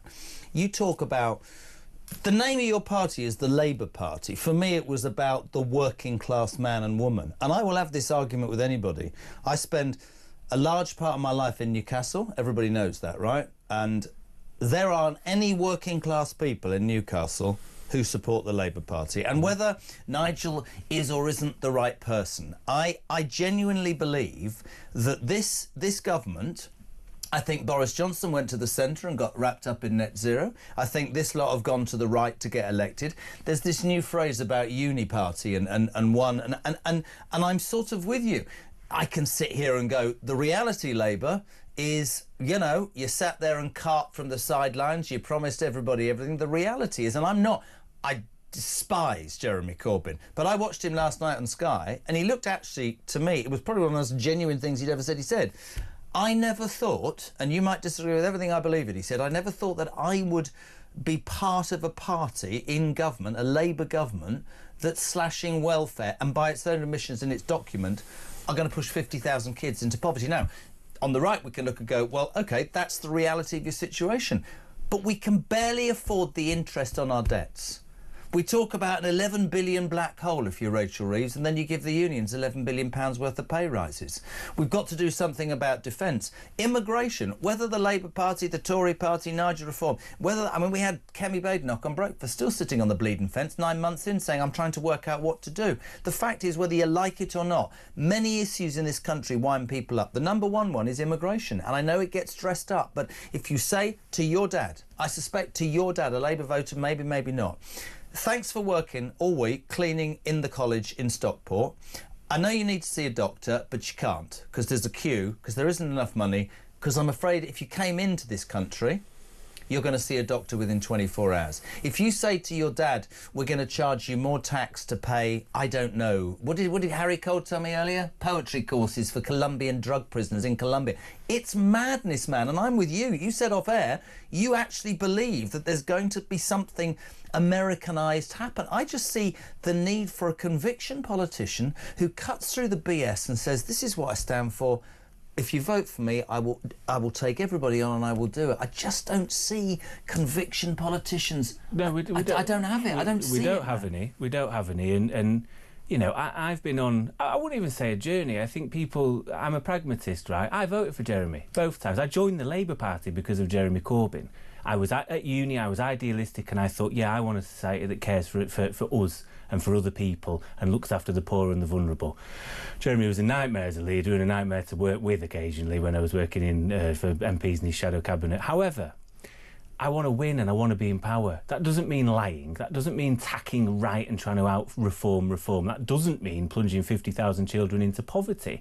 It also doesn't mean going on the media as the Justice Secretary saying, well, the key's in the name, we're the Labour Party, we want to get people back into work. Well, in that case... Why are you screwing businesses then? Well, not just that. If we're the party of work, tell me why 40% of people on benefits are in work if work either isn't paying or people aren't being looked after well enough. They made it all about growth, and you would admit this to me. I mean, no compliments about the Tories. I've been very honest in this programme, voted reform was so alienated by the Tories. But we were the leading economically the leading country in the G7 9 months ago. We are on the bones of our backside, and there can be no reason that a major part of that is it's all about growth. He said it's all about growth, it's all about growth. Small businesses, successful people are closing and leaving this country in droves. Successful businesses employ people who pay tax and the money permeates down. I get to the point, I was talking to Brendan O'Neill there from Spite, I don't understand if any of these politicians quite understand the depth. Your dad's a prime example, the depth of almost despair in this country right now, because it just doesn't seem to be ever the right priority. That's for me. We have, since the post-90s, politics is a professionalised industry. And the problem is, on all sides, I will say, the lack of talent in Parliament is there in spades. There is nobody there that I go, that's a future leader, on any side. I like James Cleverly from the other side. I think he's a good, upstanding person. Whether his politics are for other people is another story. I think he's decent. I think he's hard-working. Listen, I'd always probably rather a Labour government, although at the minute there doesn't seem to be a difference. But I think we're not in too dissafe hands with him. But the difference is, I look at people I looked up to and got political in, people like Dennis Skinner. You would never get somebody from a building site now, or even a middle-class profession, a teacher or whatever, getting to age 40 and going, do you know what? I want to represent my community now. You've got it, it's professionalised, it's who you know, it's getting your mates into Parliament. And because of that, it's not just the fact that people are a bit dim in there, there is a total lack of life experience. Well, this is really interesting, because one of the big criticisms of the Labour Party is that it's full of what I call professional politicians who've never worked in the world. You've had quite well-documented personal problems. You've come through that. I've been through some stuff. I think you have to bought the T-shirt, messed up, fallen over. There's these kids who have come out of university and got jobs as speechwriters and political analysts and all that, and suddenly, you're right, then suddenly they're an MP. What's that idiot the other? Is it Torben? What's he called? Torsten Bell. He's about 11, isn't he? He was completely skewered by 2 questions. And I thought to myself, and he's an MP. Yeah, that's where, on the reform side, like it or loathe it, the Rupert Bells of this world, the Richard Tysons of the world, have gone out and set up businesses and employed people and know a bit about the world. I'm so with you, but I hate to be somebody that sits here and goes, oh my God, but I am beginning to despair. No, I am. Of the United Kingdom. Today, to the point of tears, I am utterly, regardless of who's in power, the only thing I would say, to almost be fair, is looking at the budget, I don't think we'd be any better off with the Tories in. If She'll raise taxes in October, right? She's got to. 50p tax rate, I'm almost certain of it. There'll be a 50p tax rate, she will have to raise taxes, and it will be a sweet spot, as Angela Rayner described it as. I think that the key thing, though, and where reform will do well in this, is trust in politicians couldn't be any lower at the minute. And the problem is because the 4 main unpopular decisions the Labour Party have put forward as policies weren't in the manifesto. You've got the winter fuel cuts, you have the inheritance tax on farmers loophole being closed, that wasn't in the manifesto.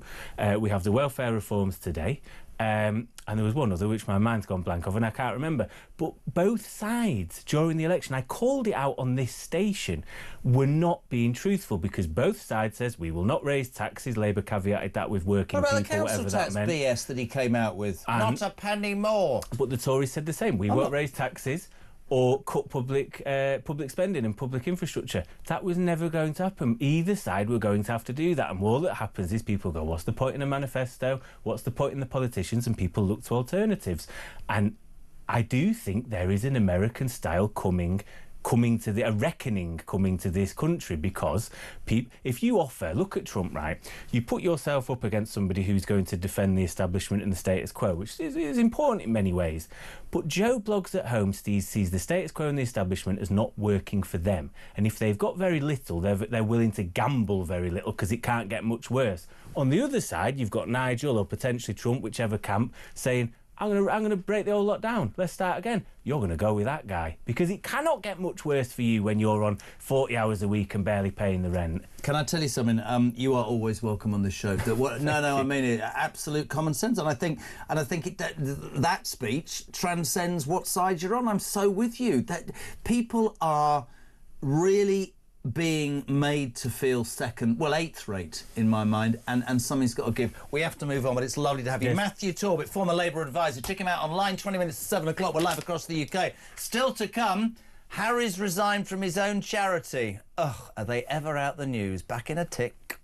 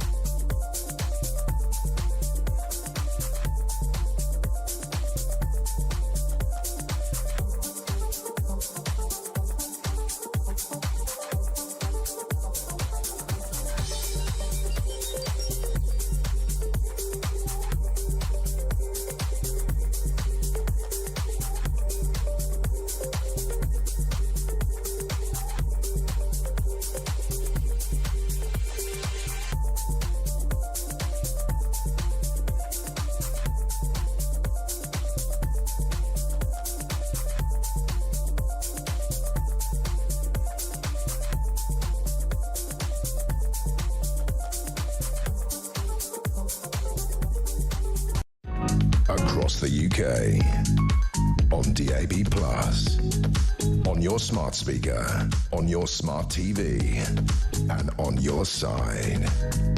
This is Talk. Tonight from 7 on Talk, Kevin O'Sullivan, who might make the handover, he might not. 0344 499 1000. Hello to Stuart. I messaged you a couple of weeks ago about cutting staff in my business. Well, we've laid off 5 good staff and I'm going to need to lose 3 more just so we can pay our wages. I am so worse off. Stuart in Hales Owen in the Midlands. Christine's in Liverpool. Jez, great show. My daughter lives in Colwyn Bay and she can get fish, chips, peas, a cup of tea and a slice of butter bread for £8, but it's only £7 for pensioners. 71 quid in Whitby.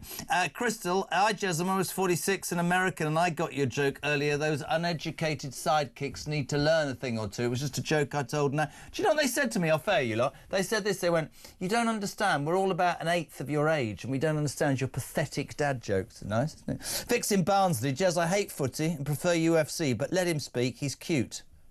Oh, she thinks Sam Ellard's cute. Oh, do you know love is in the air? Oh, bless him, he's so desperate. He went out with his mum and his sister. He's 38. JK, you need to get the elders in to replace the youngsters. Your crew hasn't got a clue as to the 3 degrees. Shame on them. Quite right. Tim's in Bedford. You bunch of Neanderthals. Not you, Tim. How many of those fish and chips actually cod? What? Most chippies use cheap hate or pollock nowadays. Now, you've destroyed my belief. So when I asked for cod, it's not. It's an immigrant piece of pollock or something like that. Karen in Kent's 14 quid for fish and chips from my local chippy. Sad reality is this government seems to be on a mission to destroy any form of British tradition. I guess the tradition of fish and chips on a Friday night is no exception. Great to hear Brendan O'Neill saying how it is. Is it me? Oh, my God. Or is the United Kingdom becoming like North Korea? Well, there you go. Steve says, calm down. Alcoholic not being sent back to a country that don't drink. The ECHR is brilliant. I feel very sorry for the man. LOL. Yes. Funny. So happy to see Matthew Torbett, like Tim Montgomery, both people of conviction and dedication now have given up on their respective parties because they believe. Joanna from Salisbury, Matthew Torbett for PM. The only thing that he's probably too honest. Hello to Claire, who loves Matthew Torbett. It's really interesting, actually. Rich says, we can put Matthew into reform for their social care policy. Couldn't agree more. Top respect to Matthew Torbett, says Nick. Agree with every word he said. 10 out of 10. It's interesting, isn't it? Because in that instance, when you listen to somebody like Torbett, it's not actually about your political balance there, it's about how you see what's happening in this world. Well, one thing that doesn't change in this world is the madness that is Harry and Meghan Markle. Ladies and gentlemen, please welcome Rupert Bell. Hello. Hello, Jeremy. I called Rupert Lowe, the Reform MP Rupert Bell a minute ago, which is very embarrassing. I didn't see you at Cheltenham. Did you win? Did I win? Like most people, not a lot. Although I tipped the odd winner or two, I fortunately, like a mug that I am, didn't back them. I tipped a 16-1 winner. But there you go. It was still a great week. And now I've come back to the madness that is Meghan and Harry and all the other stuff that they've been doing, whether it be podcast, you name it, launching shopping lines. And now Harry finding himself in hot water with what was supposed to be his lifetime's work with the Centre-Beeley charity. And you just explain this briefly to people. He set this up in honour of his mother with the prince in Lesotho, is that right? And this was all about doing... What was the basis of the charity? And briefly, we haven't got long. What's blown up today? Because he's resigned from his own charity. Yeah, because he doesn't like... Well, the chairman, who they put in, this very blight Zimbabwean-born lawyer, comes in as chairman. She then decides to move the charity to Africa, where it's designed to raise money and help people in Lesotho and other and help people, children, and bring money in from Africa. But Harry and the trustees didn't like this, and there's some really, you know, she's really thrown the kitchen sink at the trustees, including Harry, and saying they're sort of trial by press and everything, and that she is a very much decorated a lawyer, has worked for an international company. You talk about she's done the hard yards, come from, you know, Zimbabwe, but has worked in London to great effect, worked for Virgin Money, worked in America, set up Hasn't she actually said that Harry and his charity are there's examples of misogyny, sexism, racism? This is the man who's married to Meghan Markle. I mean, honestly, who writes this stuff? Well, look, there are always two sides to every argument here, and you know there's been a lot going on. But clearly she is fighting really with going with all guns blazing to basically throw it down to these trustees. Remember, they appointed her. Yeah. And now suddenly they're finding, we wanted to get rid of her. She said no, and that basically is why the trustees have all gone away. Now, Harry is now he wanted probably to raise money using polo and various things, but she's saying we need to be looking at what we can do on home soil and to try and make sure that it really does feel like an African charity. Yes, it was set up very much with his mother in mind by Harry, and it seemed to be something that was incredibly important to him. But it seems to have unraveled, and I have to say, this sort of seems to go with the territory a little bit. You know, it's not all plain sailing within the Invictus Games camp. So things that he's been involved with, you know, he has ruffled feathers. And I don't know the full details of this breakdown, but clearly it's very unsatisfactory. And for Harry, you know, it's now going to be extremely hard for this charity probably to raise as much money as he wants, because he did bring a cachet to it. But the chairman, this bright African-born woman, felt the best thing to do was to bring it back to focus, have it based in Africa, you know, because almost feeling that you didn't want the trustees using it as their sort of private vehicle to raise money. It's extraordinary. I wish we had more time, but there's that, and it just seems to follow these two idiots around. Meghan Markle, who's convinced that all that she's doing with her bloody useless podcast and flogging stuff online is going to make her a billionaire. She's courted controversy in the last 72 hours. Her £712, ladies and gentlemen, ethical handbag flogged in her online shop. That's £712. Everybody's done a bit of digging, and it's being made by Rwandan women who are on 10p an hour. You know, these sanctimonious couple who go on about the rights and wrongs. Isn't it interesting? Rwandan women making her ethical handbag for £10 an hour. She's selling it for 700 quid and wants to make $1 billion. And he sets out this stall about... honestly, whoever writes this story, these two are so wrong, aren't they, mate, in so many different ways. Well, yes, and she wants to make, say, a billionaire through her Shop My vehicle, commissioning, basically doing nothing. Yeah. Just lending her name and being an influencer. And then she just basically, he says, I'll be in my counting house, assuming people will go and buy this particular product, whatever the various bits of product, you know, and it's all pretty bland, I have to say, but it is wrong. You know, I've been to Rwanda and I've seen these women, you know, where they live, and they need all the help they can get in some areas. And it's some of the most heartbreaking things that I've witnessed in my life, going around Rwanda and seeing in the villages, and these hard-working women. They are hard-working people, the Rwandans. I thought Meghan Markle was a feminist. I thought she cared about women. Oh no, she wants to be a billionaire. Listen, you're a legend. Next week, I want some grand national conversations to be had on the show. We really appreciate it. Belly, I've got to go. Thank you so much indeed. 10 to 7. Big deep breath. Would you like the chance to win? I mean, really quite exclusive Oasis tickets in Wembley this summer. Honestly, it's worth it. Have a listen. How do you fancy winning tickets to the hottest gig of the century? Here at Talk, we're giving you the chance to bag yourself a pair of tickets to Oasis at Wembley this summer. Plus, we're giving away a whopping 10 grand and putting you up for the weekend in a London hotel. All you need to do is text the word prize to 83338 and you're in the draw. Alternatively, you can enter by post. Once again, all you need to do is text the word prize to 83338 or you can enter by post. Good luck. 18 plus UK excluding Northern Ireland. Enter by text for £2 plus one standard network charge by 11 p.m. on the 7th of April 2025. Or post your name and number to Oasis Competition, PO Box 3190. Colchester CO2 8GP to arrive by 5 p.m. on the 10th of April 2025. Full terms and conditions at talksport.com. This is a News Broadcasting Network promotion.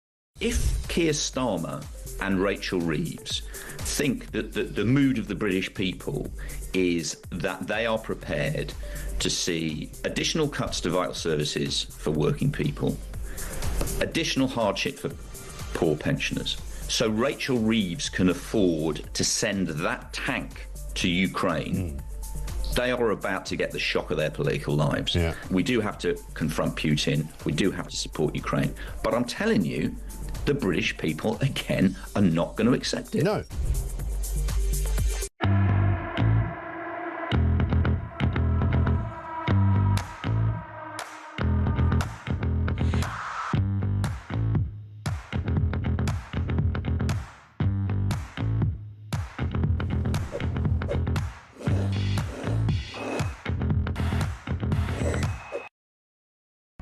Across the UK, on DAB+, on your smart speaker, on your smart TV, and on your side.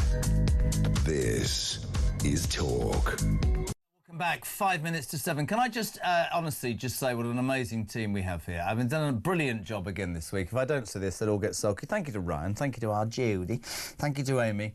And there was a bloke earlier called Titus. I thought he said, what did I think he was called? I've forgotten. Cystitis, I thought his name was, but apparently he's not. He's called Titus. But Mozzie is back in the hot seat. The A-team are here. Kev's here in about 5 minutes. We'll go to Carmarthen. Oh, lovely, is it? Chris, you've got a minute. You're on Talk Drive. Hello.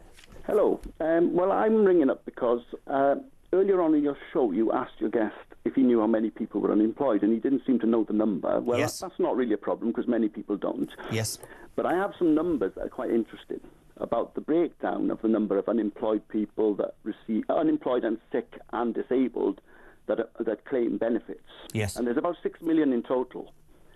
Now, sickened on benefits claiming PIP would be something like 4.2 million. And then there's 1.8 million people who are able-bodied unemployed. Now, this interesting number I have is the number of actual vacancies in this country, according to the Office of National Statistics in January. Yeah. It's actually 819,000 vacancies in this job. And that would then leave something like almost 1 million able-bodied unemployed with no jobs to apply for. Actually, I've given up treading carefully. Disabled people into work who feel they're unable to do it. I worry that whenever we have, not with you, my friend, and I'm delighted with your call, I worry that whenever we have certain discussions which can be, a bit near the mark, people always go. I'd like to make the point very quickly. I love paying for people who cannot help themselves, unemployed, disabled, mentally ill. But you're absolutely right. 1.8 million able-bodied unemployed, we're paying for it. 819,000 vacancies, and on top of that, people coming into this country because apparently we need to make this 1.8 million able-bodied people give something back for the money we are giving them. I'm very grateful, Chris. I have to go. It's madness here. Kev O'Sullivan has just walked in. Talking of madness, yeah. Well, now listen, I'm going to start slightly differently. You look confused. Why do I look confused? Well, because I'm going to ask you, when was the last time you had fish and chips?